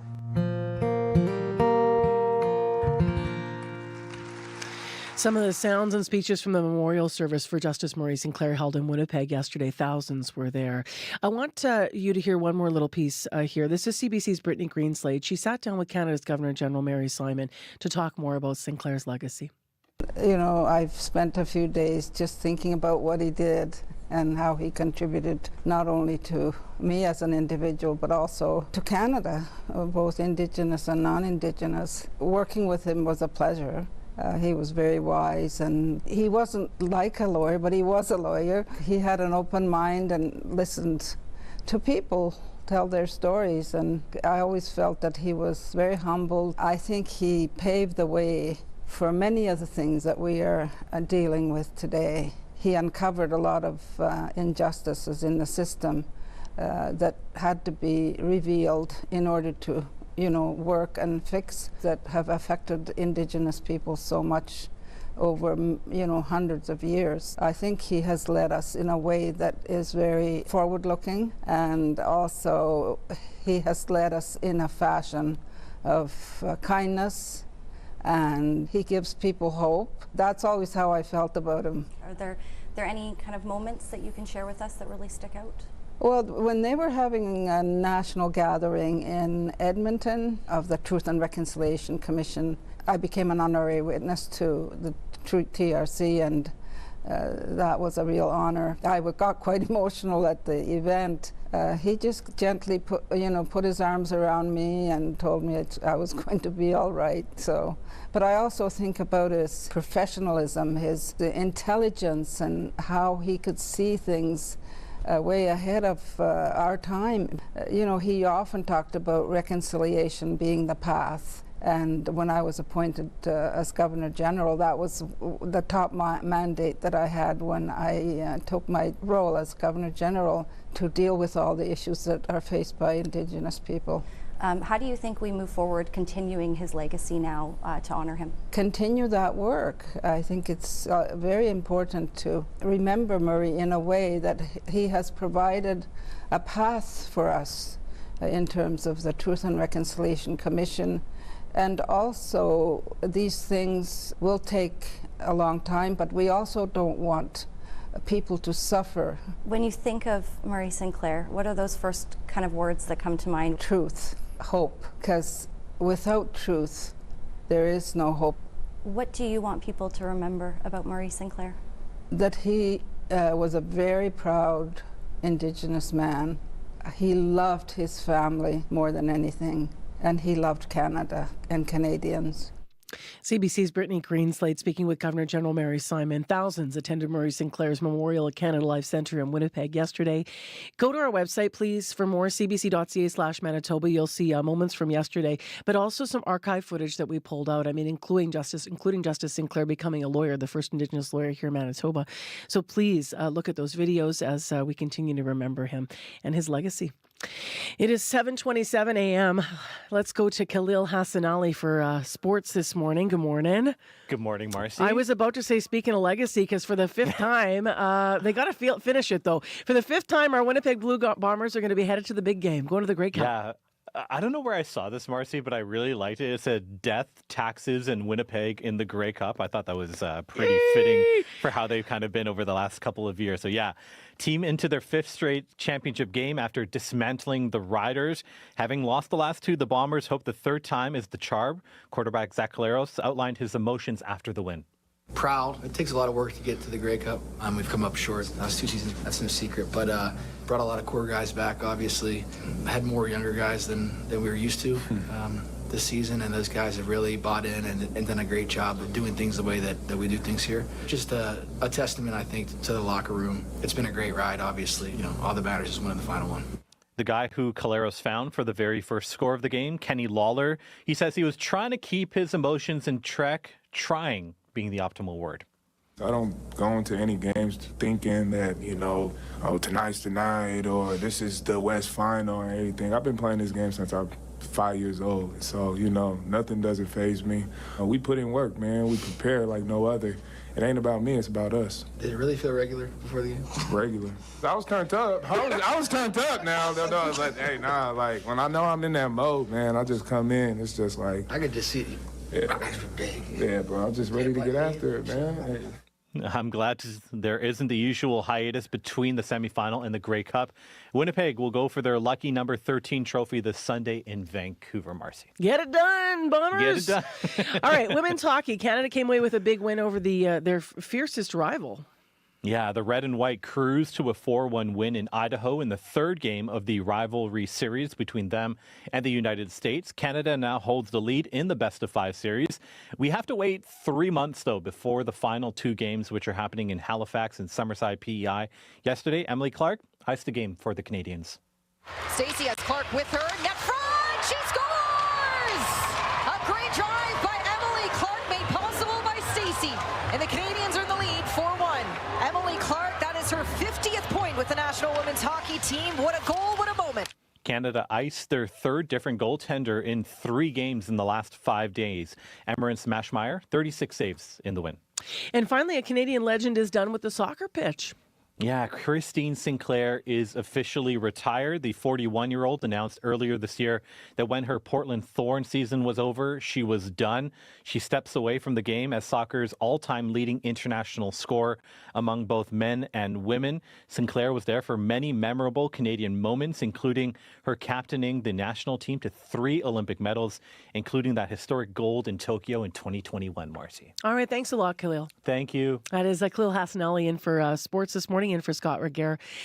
In the traffic situation, be careful on the highways through Riding Mountain and north of Dauphin. Corey's just been looking at 511 and the different conditions, so you might have some slippery conditions there and some snow as well through Highway 10 in Riding Mountain. 788-3093. Let us know what's affecting your commute. I'm Marcy Marcusa, as mentioned. Still ahead on the program, we have an interesting interview coming up for you. It is about a local artist who has a new video game that's set in a surreal sci-fi world, but it actually explores the real world of living with disability and chronic illness. So we're going to hear more about how it works. Stay tuned. Right now, your CBC Winnipeg News. This is CBC News. Good morning. I'm Heather Wells in Winnipeg. At 7:30, it's pretty much cloudy right now, but we will see the sky clear. We're at 0, a modest high today of 4, which is still warmer than seasonal. It is a day to remember. Remembrance Day in Canada. Services are planned across the province today. Charles Wesley Lovett was a First World War stretcher bearer with the 12th Canadian Field Ambulance. He died in the Battle of Passchendaele in October 1917. Lovett's wartime diary and other memorabilia have been preserved by his family for more than 100 years. Now, the family has donated that memorabilia to the University of Winnipeg Archives. Lloyd Lovett is Charles's great-grandnephew. He probably would be happy that we're not dwelling on the suffering of that bloody muddy bog, I heard somebody call it. He'd be kind of glad that his generation is remembered. Charles Lovett was a student at Wesley College, one of the University of Winnipeg's founding colleges. He interrupted his studies to serve his country in the First World War. Now, Remembrance Day services are planned right across Manitoba, as I mentioned. In Winnipeg, the largest service is at RBC Convention Centre. Doors there will open at 9:30 this morning, and the public is asked to be seated by 10:30. At Minto Armory, doors open at 9. The program at Vimy Ridge Park begins at 10:30. At HMCS Chippewa, the ceremony there also begins at 10:30. And there are events marking Remembrance Day at Legions right across the province. You can see more on our website this morning. Just head to cbc.ca/Manitoba. Well, thousands of people paid their respects to Murray Sinclair at a memorial service yesterday.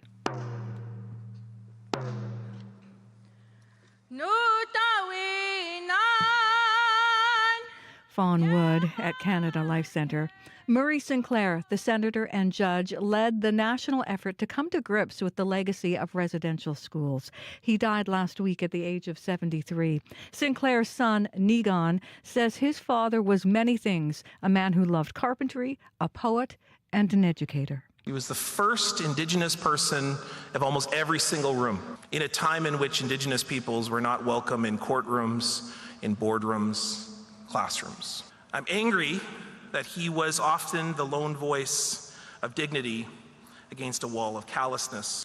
The Anishinaabe lawyer was the first Indigenous person to be appointed a judge in Manitoba. He went on to lead the Truth and Reconciliation Commission before being named to the Senate. Sarah Fontaine Sinclair says her grandfather made sure she knew where she came from. He was dedicated to making this place that was once called Kanata a better place for my generation. Always thinking of others was a teaching he passed on to me, and one I pass on to you. Marie Sinclair's spirit name is Mazina Gizik Iban. It has now been given the ending traditionally added to the names of those who pass away. You can see more on this service yesterday at cbc.ca/Manitoba. The cost of building an all-season road to a First Nation in eastern Manitoba is rising. A 2011 study estimated the price of extending the East Side Road to Poplar River First Nation to be $317 million. Manitoba's Transportation and Infrastructure Minister estimates that cost has now tripled. The fly-in community is home to around 1,200 people. Right now, critical supplies are shipped by air on a barge that travels along Lake Winnipeg and on winter roads, while no one is holding their breath.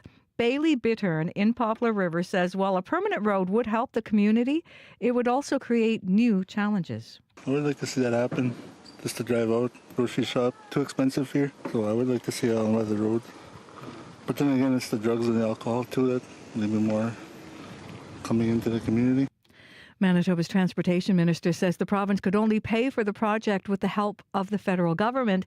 Ottawa says it doesn't have any construction plans or a formal proposal. And we end in Ottawa, the nation's capital, hosting a large Remembrance Day ceremony at the National War Memorial. Prime Minister Trudeau and Governor General Mary Simon will be joined by this year's Silver Cross Mother. Maureen Anderson from New Brunswick will represent all mothers left behind by service members killed in the line of duty. Her two sons, Sergeant Ron Anderson and Sergeant Ryan Anderson, both served in Afghanistan and both died after a battle with post-traumatic stress disorder. And we will have specials on this Remembrance Day here on CBC Radio and also on CBC Television. You can find more Manitoba news at cbc.ca/Manitoba. All right, thanks, Heather Wells. You're welcome. I've got a couple more stories here to share that you've been writing into us this morning on my Facebook page.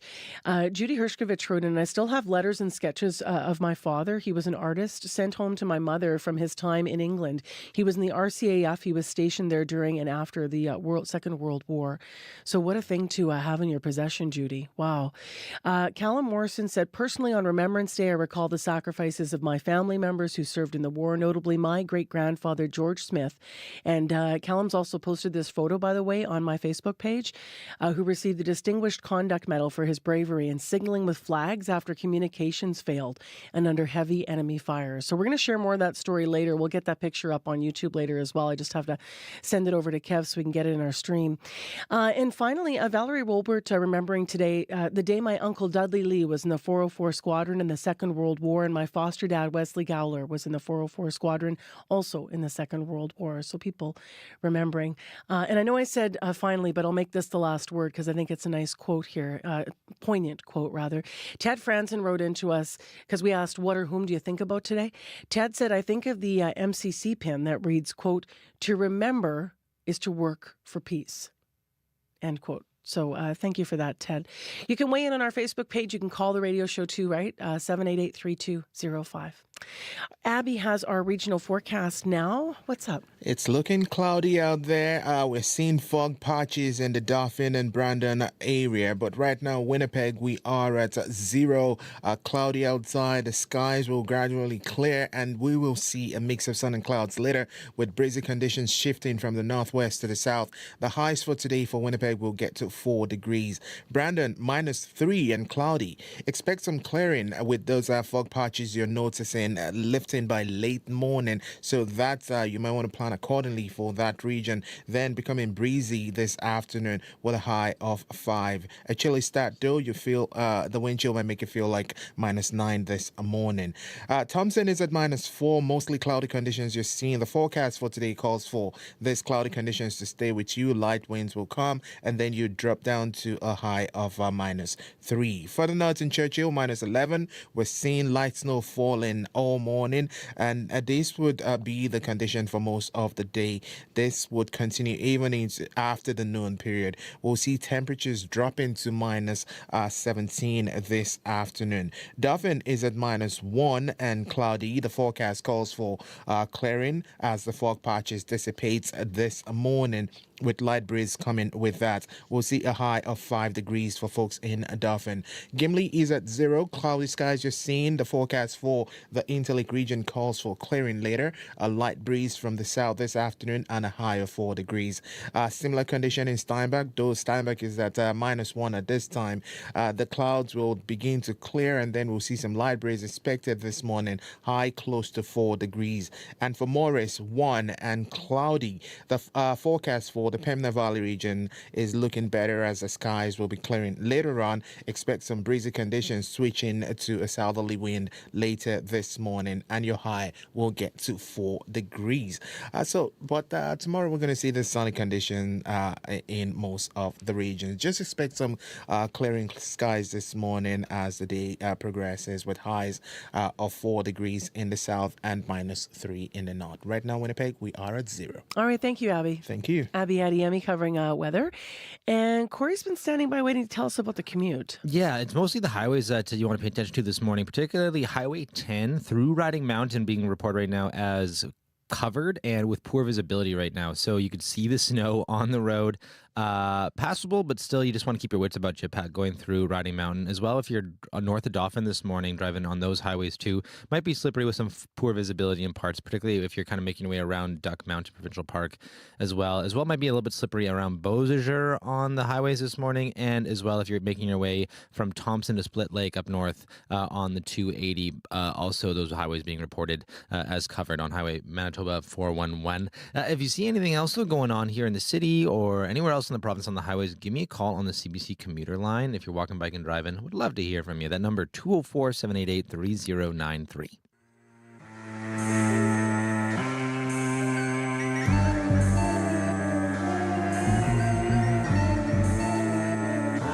Well, your radio is not malfunctioning. Next on the show, let me take you inside a new locally created video game. Imagine you wake up in a hospital bed. You're staring up at a starry night sky. The hospital, though, has disappeared. Your doctors are nowhere to be found, and you need to find care. That's what players can experience through something called plants, properties, equipment.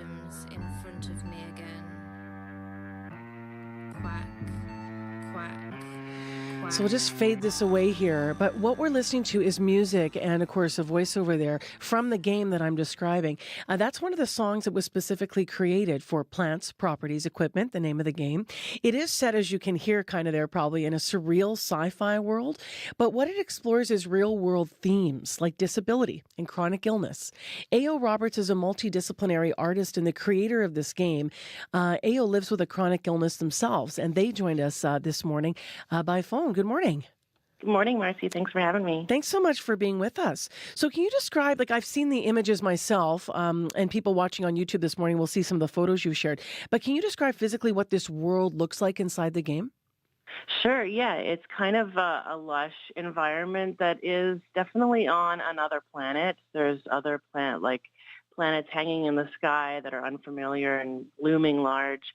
But it still looks a lot like Earth, except for the plants are a lot bigger, and there's a grassland area covered with huge monoliths that you can jump around on and explore.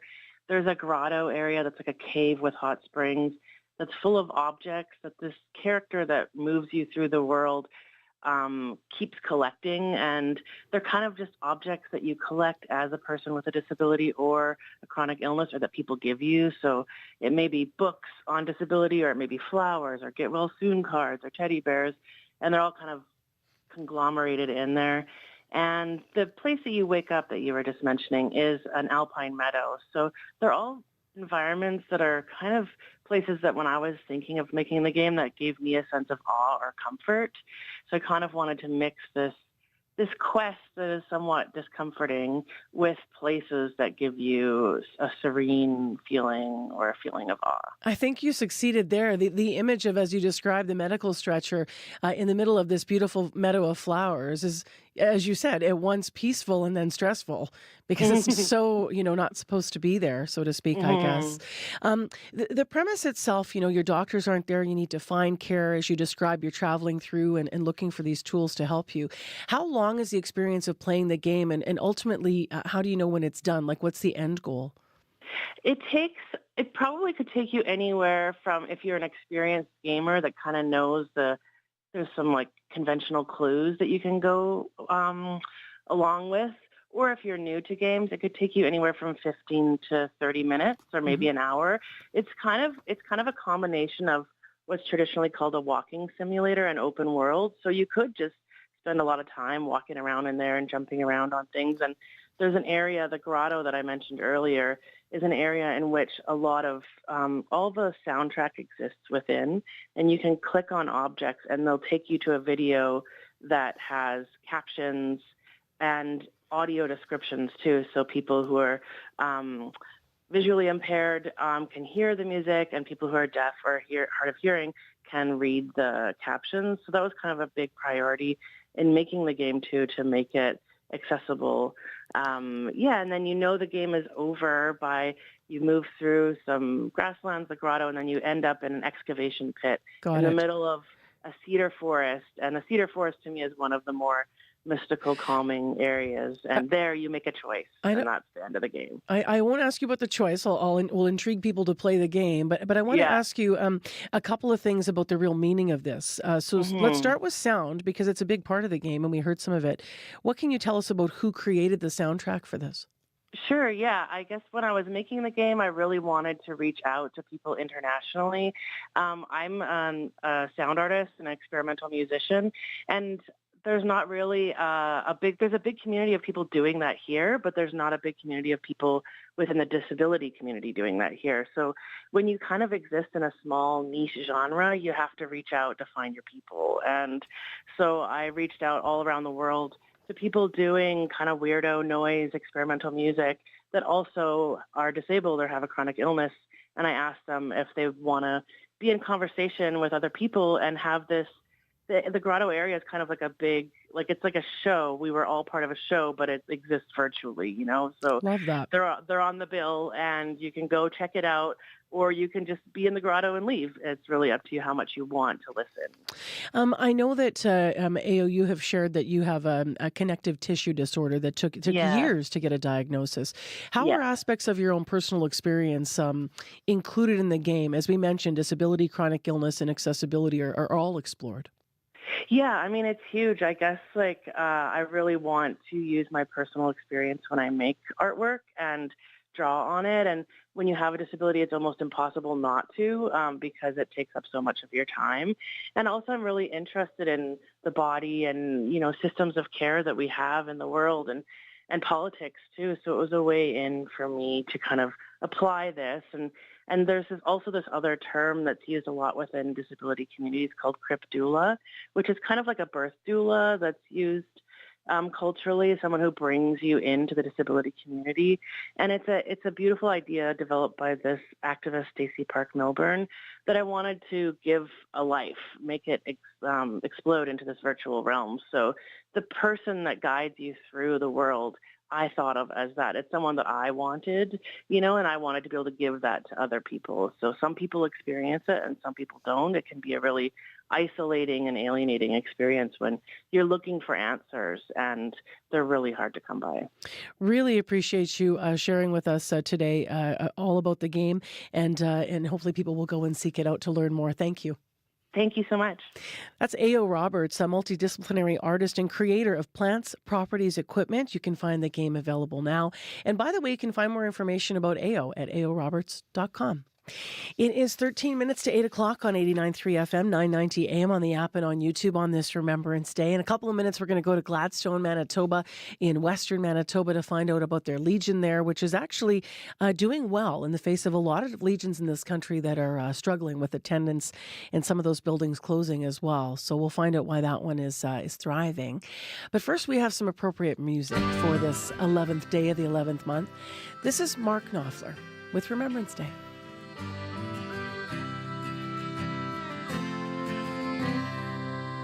The day I shipped out They numbered a dozen upon my return.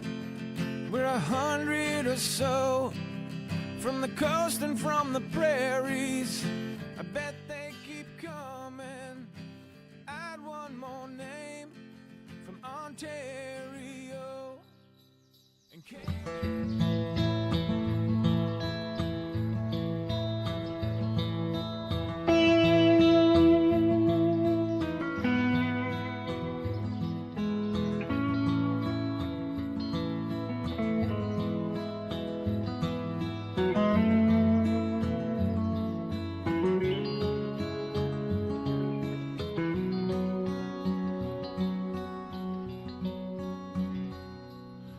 on your maple green, see the winding of Morris men, angry Alfie, Bill and Ken, waving hankies, sticks and boots, all the earthen roots, standing at the crease. The batsman takes a look around. The boys are fielding on home ground. The steeple's sharp against the blue. When I think of you, Sam and Andy, Jack and John, Charlie Martin, Jamie Ron, Harry Steve, Will and Don, Matthew, Michael, on and on. We will remember them, remember them. We will remember them, remember them. This tune's called Remembrance Day. It is Mark Knopfler, and you're remembering this morning. We asked you to write in about someone that you're thinking about or what you're thinking about on this Remembrance Day in Manitoba. And many of you are remembering. Robin wrote in and said, my friend this year, her husband died by suicide over this past year, a victim of PTSD, a victim of war. Other folks are remembering just overall the sacrifices, and as Rhiannon Frost wrote in, the people who died for our freedom. So as you continue to remember, I want to take us to a place where a lot of people gather to think about Remembrance Day, and that is the Legion. As we mark Remembrance Day today, though, we are mindful that a number of legions over the last few years across Canada have really been struggling to keep their doors open due to rising costs and aging war vets and membership. But the Royal Canadian Legion recently told Canadian press that overall membership numbers are actually rising again. One legion that is thriving is here in Manitoba. Leighton Peters is the second vice president and Poppy chair of the Gladstone Legion. Gladstone is about, of course, an hour and a half west of Winnipeg, and Leighton's on the line. Hi there. Hello. So for folks, Leighton, that maybe have never been to a Legion and they're actually not quite sure, especially maybe the younger set, of what the role is of a Legion, how do you describe what the purpose of a Legion is in your view? Well, our main goal is always to support veterans and the veterans' families, widows, all of those types of things. But in Gladstone, we have a unique dynamic where ours is allowed us to be more involved with the community. We can help in a lot of other ways. How so? Can you describe how that evolved as well? That sort of to keep it dynamic and keep it community? Well, our Legion, I know, like when I was younger, was always very inclusive to a point. Like they let everyone come in. There was never issues. Still had to follow the rules and all that kind of stuff, but that always stuck with me. So our Legion's been very inclusive that way to get people through the doors. And it's always helped that way to keep everyone involved with it. So it also is more of a community spot. It's kind of the only spot in town. Our local hotel burnt down as well. So it's kind of our local meeting place that way to allow us to do more things with the community. Now you're in your 30s, right? Correct. Yeah. So tell me a little bit about how you connect to Remembrance Day and to some of the veterans in the area of your part of Manitoba. So being a small town, you kind of know everybody, right? That's how we get involved with the veterans in town. That's a little bit easier dynamic for us that way. But personally, I spent a lot of time with my great-grandfather, who was a Second World War and Korean War vet when I was young. So that helped mold my view of the Legion and things like that. And I was always involved with Remembrance Day and things like that. So when I finally got the opportunity to join the board and help with everything in around here, I jumped at the opportunity. And what are the Legion membership numbers like in Gladstone? Do you know what that looks like? Off the top of my head, I can't remember, but it's quite strong for a smaller community. We have a big membership. We have people that don't even actually technically live in our area, but they are part of our membership. Like, they live somewhere else or they work on the road or whatever. So we have quite a large membership that way. We are always adding more. We try to get more people through the door and sell people memberships when they would like to join and help out and push towards the end goal of the Legion, which is always veterans, as I said before. You are involved with specifically, and you alluded to this, but with with the drive to for poppies, right, and to raise money. What do you hear from people about when they pin the poppy on, or what they share with you about Remembrance Day and about the meaning? I would say that people always want them. Like, as soon as we do our poppy drive, we stand outside and do our tag days. People are coming up to get them from us most of the time, unless somebody's already got them at another store in town, because there's not a pile, right? So you kind of run into the same people throughout the day, but it's quite entertaining that way. People talking about remembrance, they always remember the old veterans and the stuff like that, and people make a point of reminding me about people that have passed on as well. I've noticed some former members, former veterans, all those type of things that people have made sure of a point to remember them. They talk about them when they come to buy poppies sometimes, or when we're in the Legion to visiting or anything like that. What would you say to other Legions who are struggling across this country and they're looking for ways in to be, successful as you have been in Gladstone? You have to find something to bring people in the doors, really, right? A big turning point in our Legion, it was struggling at one point, and they started doing Chase the Ace, and it started to bring people in and got more people involved, and it brought our membership numbers back up and helped us support ourselves until we got back to a point where the Legion was, thriving again, running off of its own business, and then all that other stuff is now more membership things, like more for fun than to actually drive and keep the Legion open. So it's changed that dynamic, and it's been quite good. I don't know what to say, because every Legion's quite a different dynamic. It depends on your board. It depends on your community, but you have to listen to the people. You can't just put your head in the sand and keep going. What's it like to continue to try to engage the younger generation about the world wars, about remembering, but also at a time when we have war all over the world in different countries, right? And we also have pacifism. We also have people who are protesting against war always. What's it like? How does that not complicate the message of Remembrance Day, but how do you make sure what you're thinking about today might be also something that everyone will consider leaning into? It really depends on everybody's background and what they've learned, but I know a big portion of getting the youth involved and getting their view to, not look at regardless of the things that are going on and the war and the strife that is happening, these people still sacrificed and did things in the past that have allowed us to continue to help these other people and cultures and other countries around the world that need our help. It helps with that. But we have the poster contest. The Legion itself runs one. It's a poster and literary contest.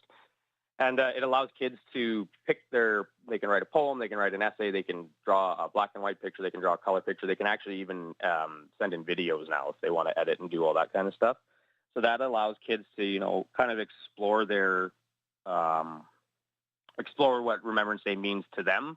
And I think it's helped a lot in connecting them with the Legion and with veterans and with our cenotaph in town. And the schools have done a very good job around here of making sure that it's known to the children, and they get to go down to the cenotaph. We do stuff with them if they ask. We have our color party that went around to all the schools in our zone that requested it for Remembrance Day services. So we do try to engage the youth quite a bit at Remembrance Day for that purpose. Thank you very much for being with us on this November 11th late, and I appreciate it. I know you guys have a service with poems, cadets, a band, and a community lunch, a whole bunch of things going on there in Gladstone. So we appreciate you starting your day with us. No problem at all. Thank you very much for the interview. I appreciate it. That is at 10:15, by the way, in Gladstone. If you're heading out to that, vets and community members can come and be together in Gladstone. Leighton Peters with us, Second Vice President and Poppy Chair for the Gladstone Legion in Western Manitoba. By the way, if you want to find a Remembrance Day service at a Legion near you, you can visit www.legion.ca/remembrance and click Find a Ceremony. And Heather's been telling us about many of them around town this morning in Winnipeg specifically, and also on our website you can find some lists. She is back with our headlines now. Hi there. Hi there. Well, people in Poplar River First Nation still hope for an all-season road, but the price for the project on the east side of Lake Winnipeg is rising. A 2011 study on extending the proposed all-season road an additional 93 kilometers to Poplar River was estimated at $317 million. The province now estimates that cost has tripled. And thousands paid respects to Marie Sinclair yesterday at the first national commemorative ceremony honoring an Indigenous leader in Canada. We'll take you there in our next local news at 8:30. Thank you, Heather. You're welcome. We're going to hear actually more about that story in Poplar River as well after 8. Josh Crabb's going to join us for a deeper look at that report. It is a high of 4 that we're expecting here, and a clearing day if you're heading out to ceremonies for Remembrance Day. World Report is next on CBC. Tomorrow on Q. Best-selling author Ian Williams joins me to talk about being appointed this year's esteemed Massey Lecturer, how his home being burned down was a turning point in his life, and why he's chosen the topic of conversations for the one topic he thinks Canada needs to hear. We're living in a point now where we can barely talk to each other. Q with Tom Power. Tomorrow morning at 10:30 in Newfoundland, and on the CBC Listen app, or wherever you get your podcasts.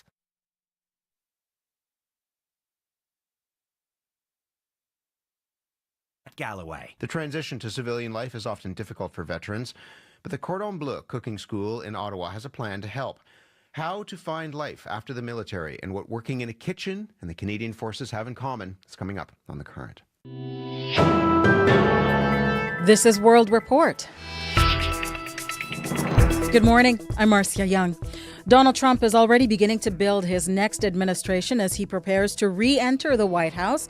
The president-elect has named his campaign manager, Susie Willis, as his new chief of staff, but he is also bringing some controversial figures to the Oval Office. The CBC's Richard Madden joins me now from our bureau in Washington. And Richard, what can you tell us about Donald Trump's latest appointments? So we know about his new chief of staff, but now we know 2 more names that'll be in his inner circle. The former head of ICE, Tom Homan, will return as Trump's new border czar. He'll carry out those mass deportations Trump promised during the campaign, and he'll be in charge of securing the southern and northern border.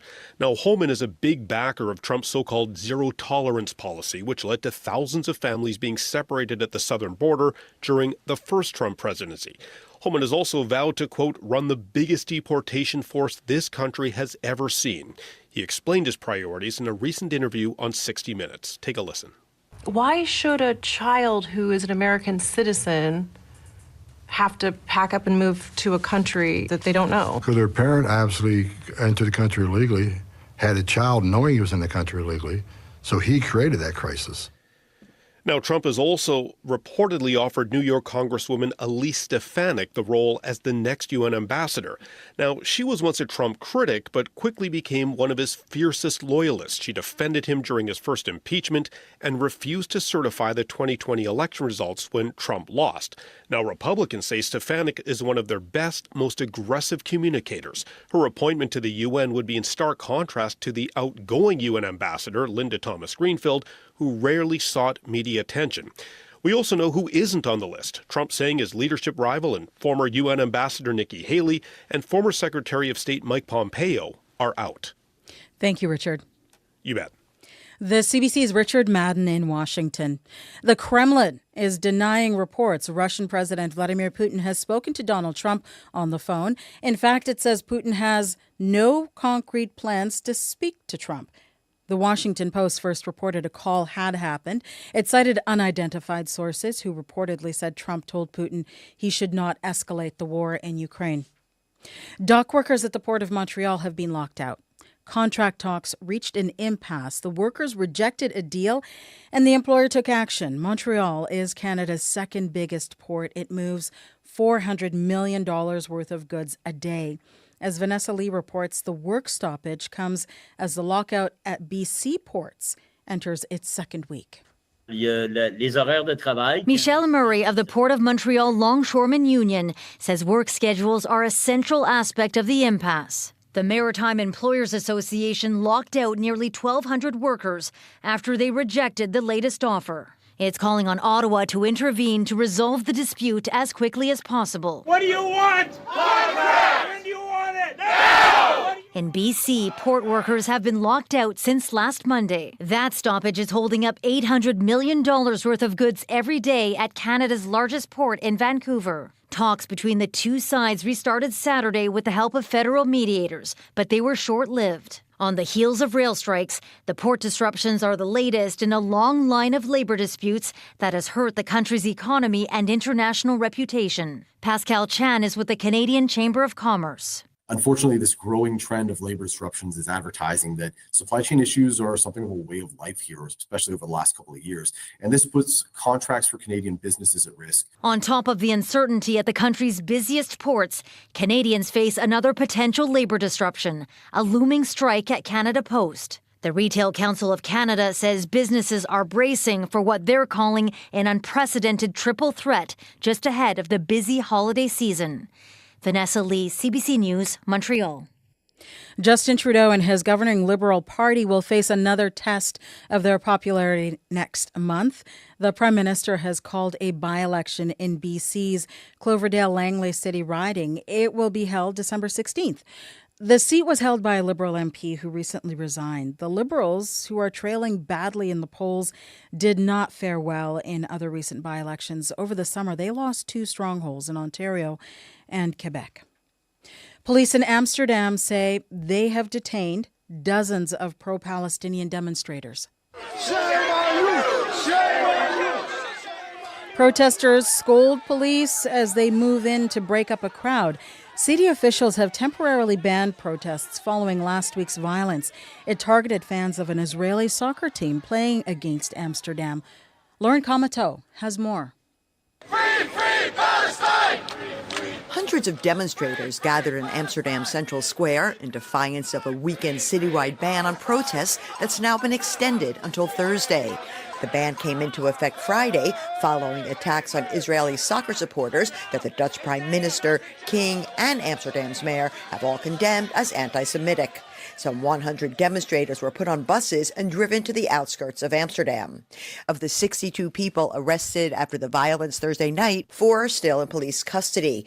The attacks on Israel's soccer fans have been viewed with outrage worldwide. Amsterdam's police chief added that incidents on both sides led to the violence. On Sunday, Israeli officials said they have intelligence that pro-Palestinian groups abroad intend to harm Israelis, not only in Dutch cities, but in the UK, France, and Belgium too. Israel is telling its citizens abroad to avoid attending sports matches and cultural events for the time being.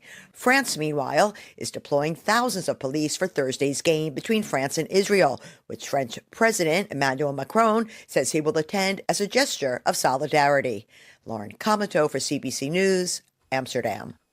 Canadians around the world are marking Remembrance Day. Ceremonies are being held across the country to honor those who have made the ultimate sacrifice. The event is being held at the National War Memorial in Ottawa. The CBC's Karina Roman is there. It's set to be a wet and coolish day here, but that is unlikely to stop thousands of people from gathering in the streets around the National War Memorial to pay their respects. The Governor General will be wearing the Air Force uniform to commemorate the 100th anniversary of the Royal Canadian Air Force. A flypast of vintage military planes is planned to mark the occasion. This Remembrance Day, the Silver Cross mother is Maureen Anderson. She will lay a wreath on behalf of all the mothers who have lost a loved one in service to Canada. Both her sons came home from Afghanistan changed men, suffering from PTSD. The eldest, Ron, taking his own life in 2014. The younger son, Ryan, dying in 2017. Her designation this year highlights the mental health toll military service can take. It is unclear how many Canadian Second World War veterans are still alive, or how many will attend today's ceremony. Increasingly, the older veterans' faces are those of Korean War veterans. But all the veterans who attend have moving stories to tell of what it was like to serve Canada and of the friends and loved ones who did not survive, but whom they remember. Today, of all days. Karina Roman, CBC News, Ottawa. A heartfelt Remembrance Day initiative is taking root in some small towns across eastern Ontario. Light poles and hydro poles are being adorned with banners paying tribute to local veterans. As Robin Miller found out, the banner programs are reminding communities of their history and sacrifice. I was involved in flying pretty well all the aircraft they had, from supersonic jets to training aircraft to the C-130 Hercules. Tony Nichols spent 30 years as a pilot in the Royal Canadian Air Force. Now his service is being recognized in the Honoring Our Veterans banner program in Perth, Ontario. The scroll-like banner hangs right next to his grandfather's at the end of his driveway. They include a photograph and where and when they served. It's raised the profile of all veterans. Organizer Pat Loftus says the town now has 365 banners. It's surprising how much goodwill and how many people you'll see walking at night pointing up at a banner. That's my proudest moment. In nearby Elmont, Ontario, a similar program launched this year. Peggy Byrne is with the local Legion. I know the kids have seen them, everybody has seen them. Families there can pay about $300 to sponsor a banner, a small price for a big sacrifice. Next year we hope to have many more banners, and I know we will. Back in Perth, Nichols says it's an honor. Our town is like many other towns in eastern Ontario. If you drive around and go to the small towns, not on the main highways, but go through the smaller towns, a lot of banner programs are out there, and it's quite encouraging to see. As a veteran myself, I feel like I'm really connected with that. The banners will fly until just after Remembrance Day. Robin Miller, CBC News, Perth. That is the latest national and international news from World Report. I'm Marcia Young.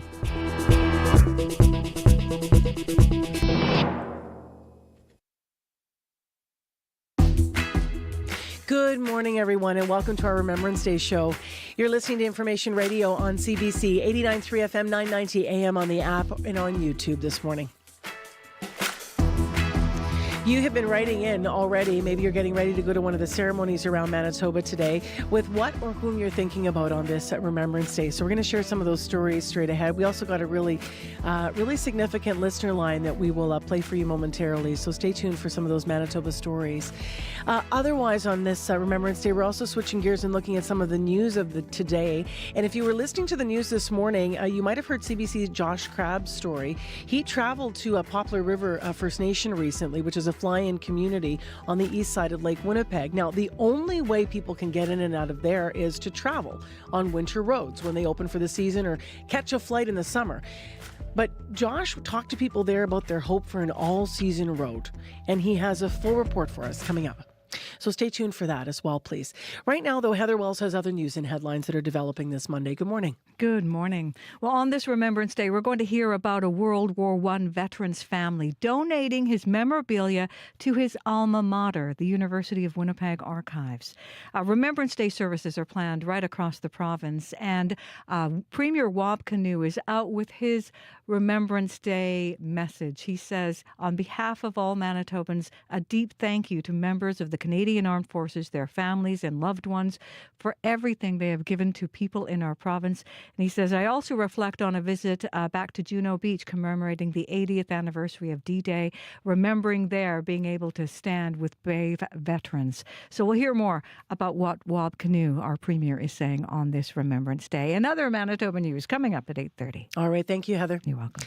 Abby, the weather today for folks that are heading out. Some of these ceremonies are outside, so... Yeah, we're looking at the sky gradually clearing and breezy conditions in the forecast, particularly in the southern regions. Though the northern areas like Churchill will see snow and cold wind chills this morning. Winnipeg, we are now back at 1. It's cloudy outside. The skies should be clearing up as we get into the day. It will become a bit breezy as the wind shifts to the south later in the morning. It's not going to be as warm as it was this past last weekend, but still warmer than seasonal. The high for today will reach 4 degrees with some southerly breeze this morning. Expect a few clouds this night and then we deep to 1. We're looking for a high of 4 degrees today. Duffin and Brandon at -3. We're seeing that misty conditions that should be clearing later in the day, and that might be hampering your commute this morning, so you might want to take care. Winnipeg, we're heading to a high of 4. All right, thanks, Abby. Thank you. Well, in Winnipeg, the biggest service is the RBC Convention Center. Thousands of people expected. So doors open at 9:30, so just over an hour from now.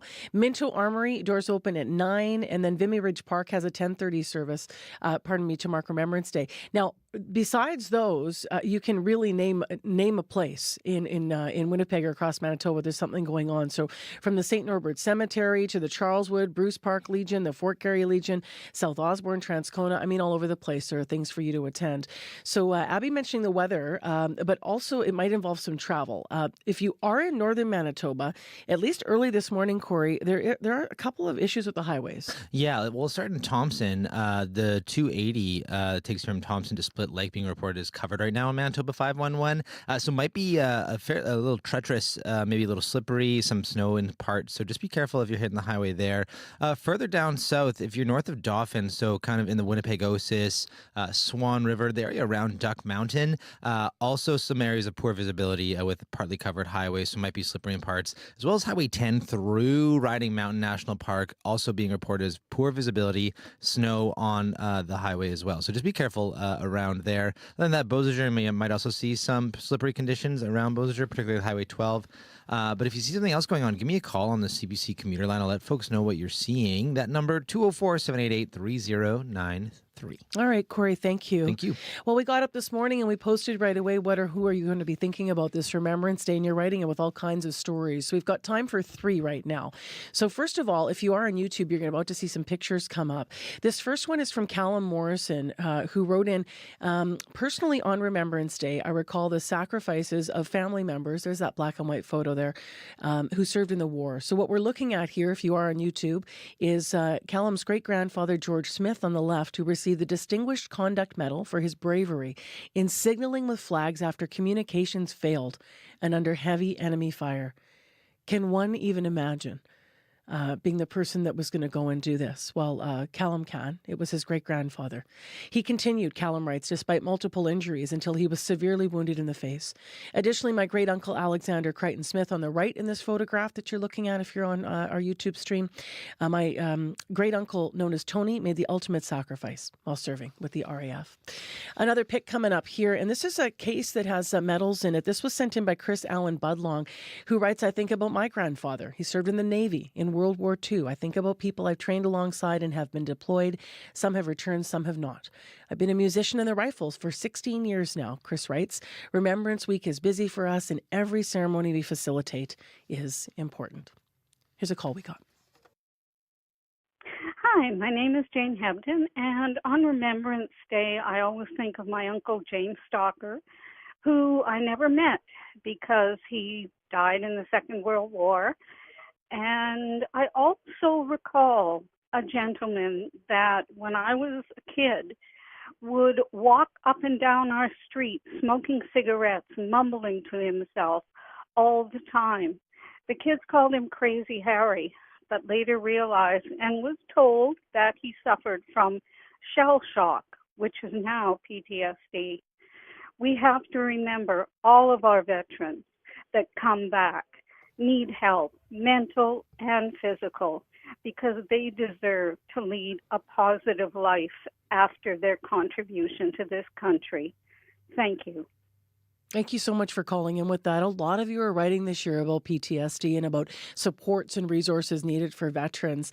Canada has more than 461,000 veterans. More than 90,000 of those are expected to experience and diagnosed mental health disorder, including depression, PTSD, or anxiety. This year, there was an app actually that was launched earlier this year, mental health app. And what it does is it helps Canadian military veterans dealing with mental health struggles speak anonymously with another veteran who will be on the line. If you want to look it up, it's called the Burns Way app, and it was named after Earl Burns Sr., who was a veteran who died during the James Smith Cree Nation tragedy. So it is the Burns Way app. We'll share more of your stories about what you're thinking about on Remembrance Day this half hour, and Radio Noon is also going to do the live call-in conversation today on this. But the number for our show, 788-3205.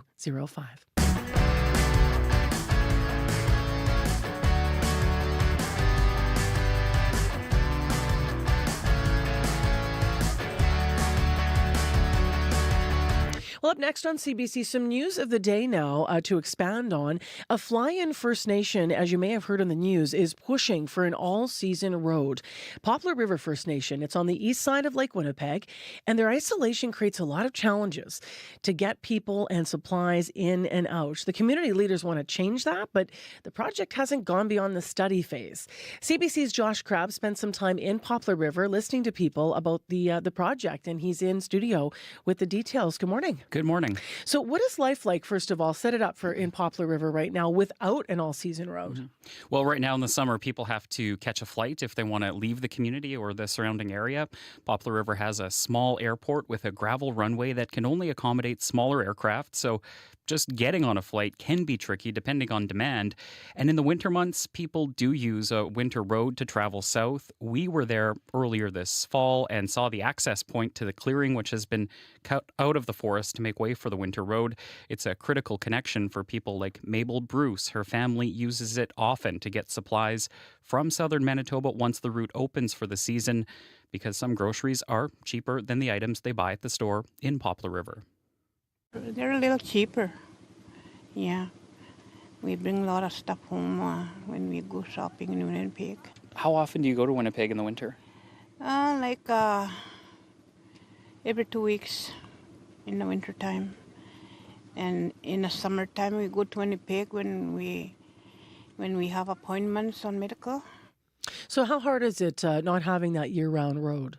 Well, it can be a real challenge. Not only is there the isolation aspect of living in a remote community with no permanent road to leave or return, there's also the issue of cost. People who bring back goods on their flights home may have to pay extra fees if their baggage is over the airline's allowable weight.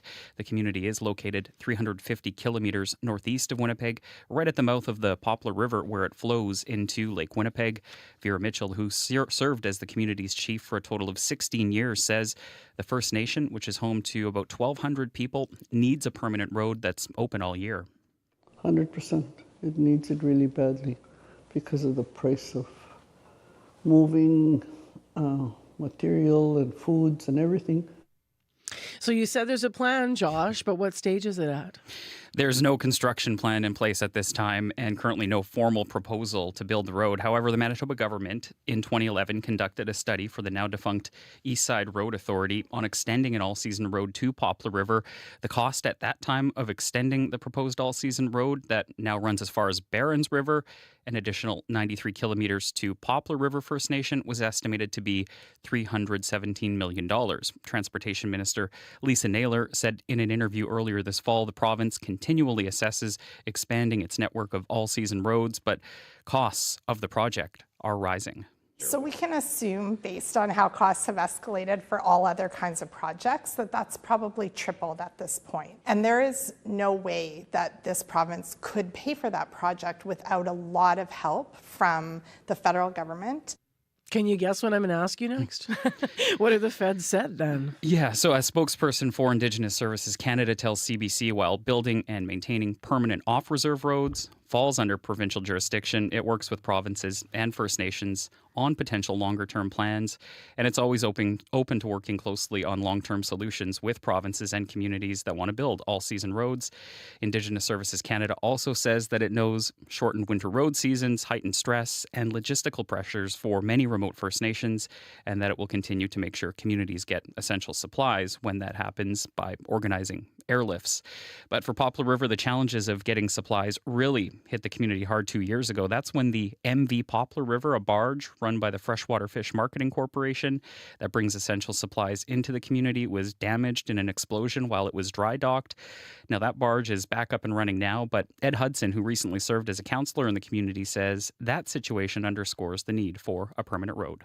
It hauls all our groceries, our petroleum, all kinds of stuff in the summertime. We were basically counting on it, but we lived through it. Yeah, but we saw the difference, what we'd never thought about before, how important that boat was to us, until it exploded one day and it couldn't come this way. So a permanent road, obviously, as being, as people are outlining here, would give the community more options. But I understand there could also be downsides. That's right. There is some concern making the community accessible. If such a project ever goes ahead, could make it easier for the illegal flow of drugs and alcohol into the community. Poplar River is a dry First Nation, which means that's not allowed. It's an issue leaders are well aware of, but some, including longtime Chief Vera Mitchell, feel the benefits outweigh the challenges. There are challenges, but we have the same challenges here now. Price of food is high and there's drugs coming in and alcohol, so it's the same. It's not going to change. We also spoke with Bailey Bittern as he was fueling up in the community. He was filling up jerry cans to go upstream in his boat on the Poplar River, something he does to harvest moose. Bittern says the price of gas in the community is high, and that makes it expensive to go out and get wild meat for the community. He's in favor of an all-season road, but he realizes the challenges. Yeah, I would like to see that happen, just to drive out, grocery shop. Too expensive here, so I would like to see it on the road. But then again, it's the drugs and the alcohol too that maybe more coming into the community. But with no firm plans in place to build this permanent road, this is a project which remains on the community's wish list, meaning people in Poplar River will continue to rely on winter roads and flights to get in and out of the First Nation. All right. Thank you very much, Josh. You're welcome. Josh Crabb in with an expanded report this morning for us on the morning show. Josh, of course, a reporter with CBC Manitoba who visited Poplar River First Nation. There's a web story up you can check out with pictures and more details if you weren't watching our YouTube live this morning to see all the images from the community about the concerns Josh was highlighting. So the web story at cbc.ca/Manitoba in addition. At the 11th hour of the 11th day of the 11th month, Canadians pause to reflect and remember, honoring those who have served and remembering those we have lost. On Monday, live from the National War Memorial in Ottawa, join CBC News for special coverage of the Remembrance Day ceremony on radio, TV, CBC News Network, and on CBC Gem, CBC Explore, and local streaming channels. 8:25 a.m. I'm Marcy Marcusa with our team at Information Radio here on Remembrance Day. And it's 0 and mostly cloudy. We will clear this morning and have a high of 4 degrees for the day if you're heading out. Winds this afternoon, south 20 to 40, so not too gusty, but they will get stronger overnight with a low of -1. In Brandon, misty -3, Thompson mostly cloudy -4. And highways up, especially in Riding Mountain, north of Dauphin area, could be a little bit snow covered this morning, and you might have some icy conditions up around Thompson as well. And the northeast perimeter has been partly covered as well. All of this might be a little bit calmed down from those early icier hours, but you can always call us on the commuter line at 788-3093. Well, we do have more comments that you're sharing about what or who you're thinking about this Remembrance Day, and we'll get you a few more of those right after some music from the Trues. This is Highway of Heroes.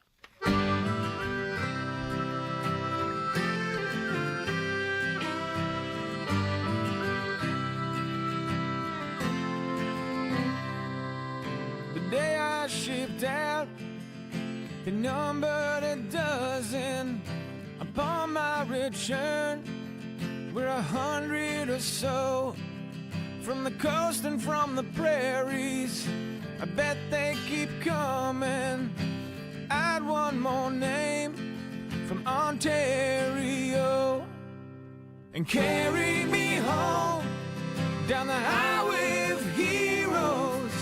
People above with the flags flying low. Carry me softly down the highway of heroes. True patriot love, there was never more.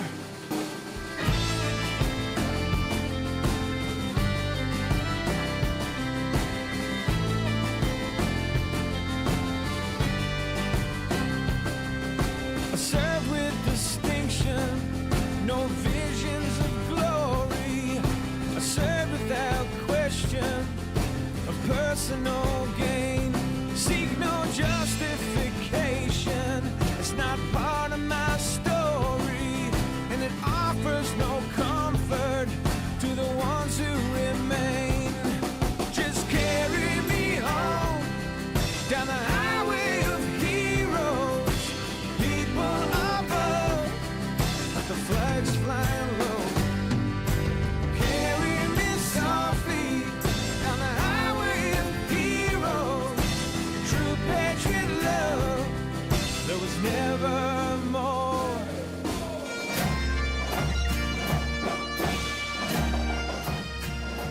So we're listening to the Trues and Highway of Heroes on this Remembrance Day. It pays homage, this song, to the road between CFB Trenton and a coroner's office in downtown Toronto.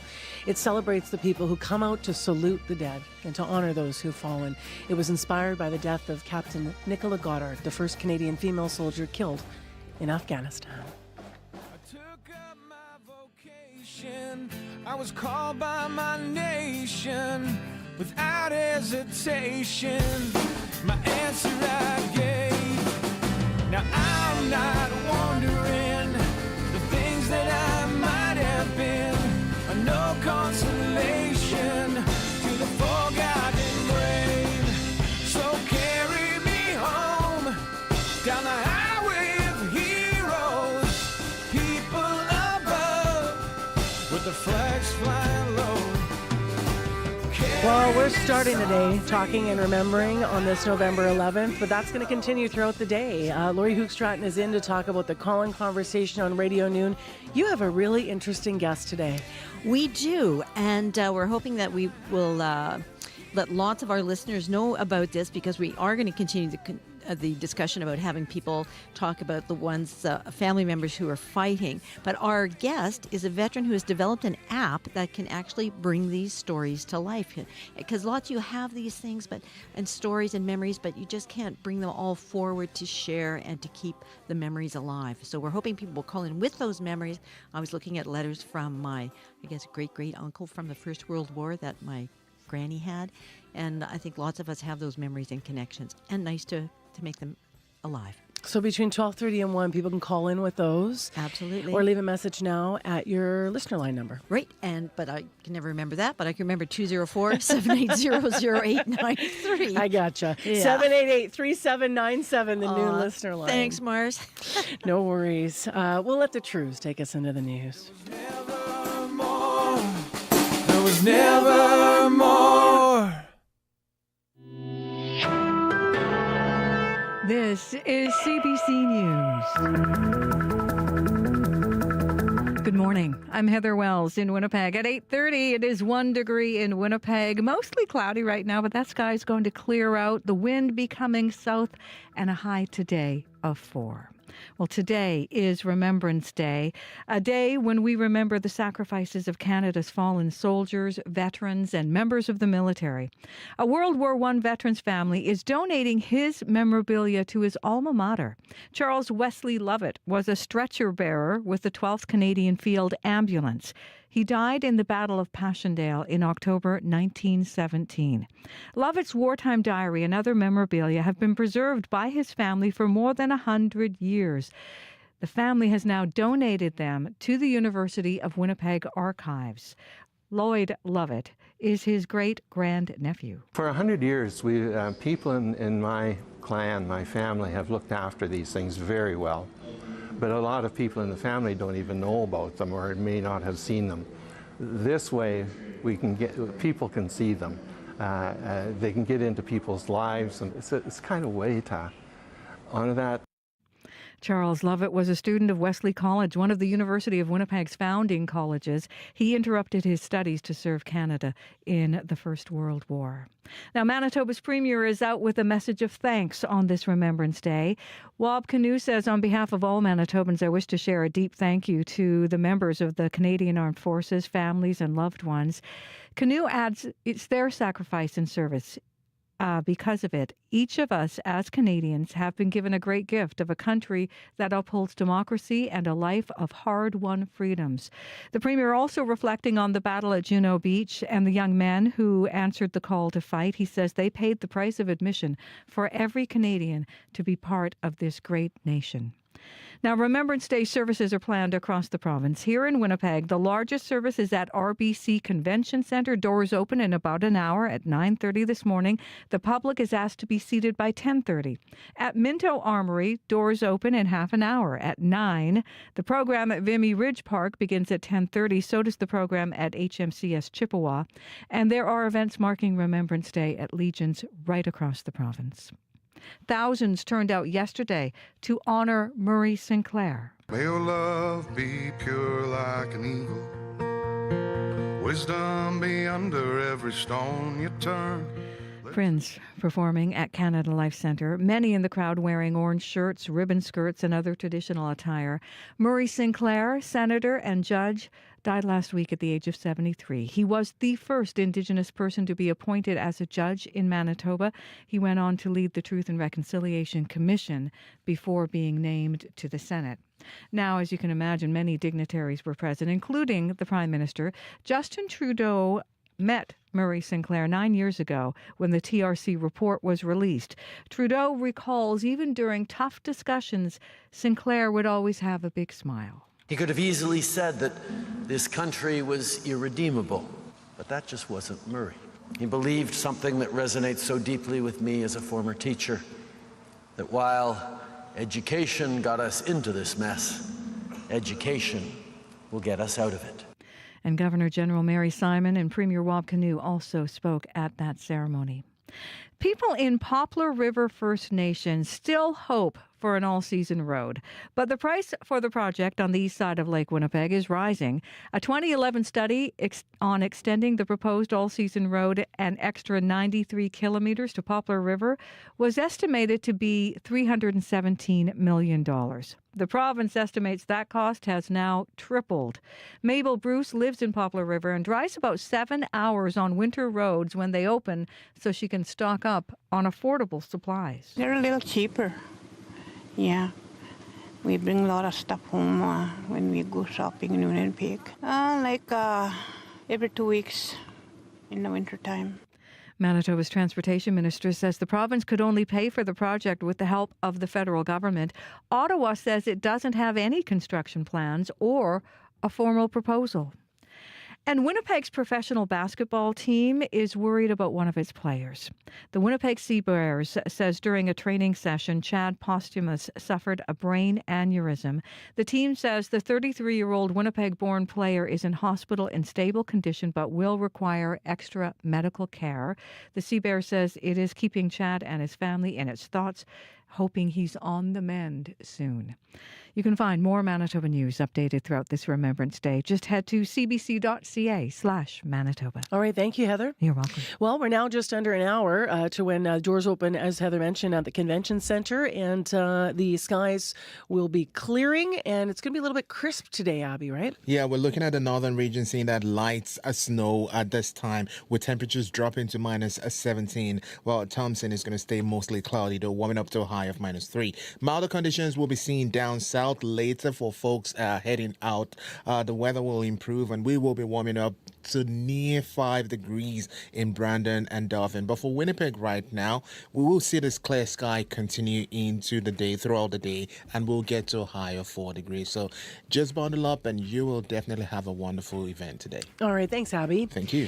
Corey, last look at the commute. Anything necessary here? Careful on the highways north of Dauphin, and if you're going through Riding Mountain as well, if you're on Thompson heading eastwards Blick Lake, might be a bit snow covered, so just look out around there. All right, thank you very much. Thank you. I just want to mention as well that This is Manitoba launches today. It's a new podcast, and it's hosted by me, Abby Corey, on the pod, and you can check it out. It's a daily podcast now from here on in.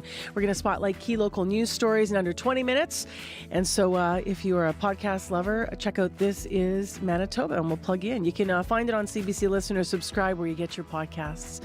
Have a peaceful day, everyone, of Remembrance today. Take care, be well, and we'll talk to you again tomorrow with Information Radio here on CBC.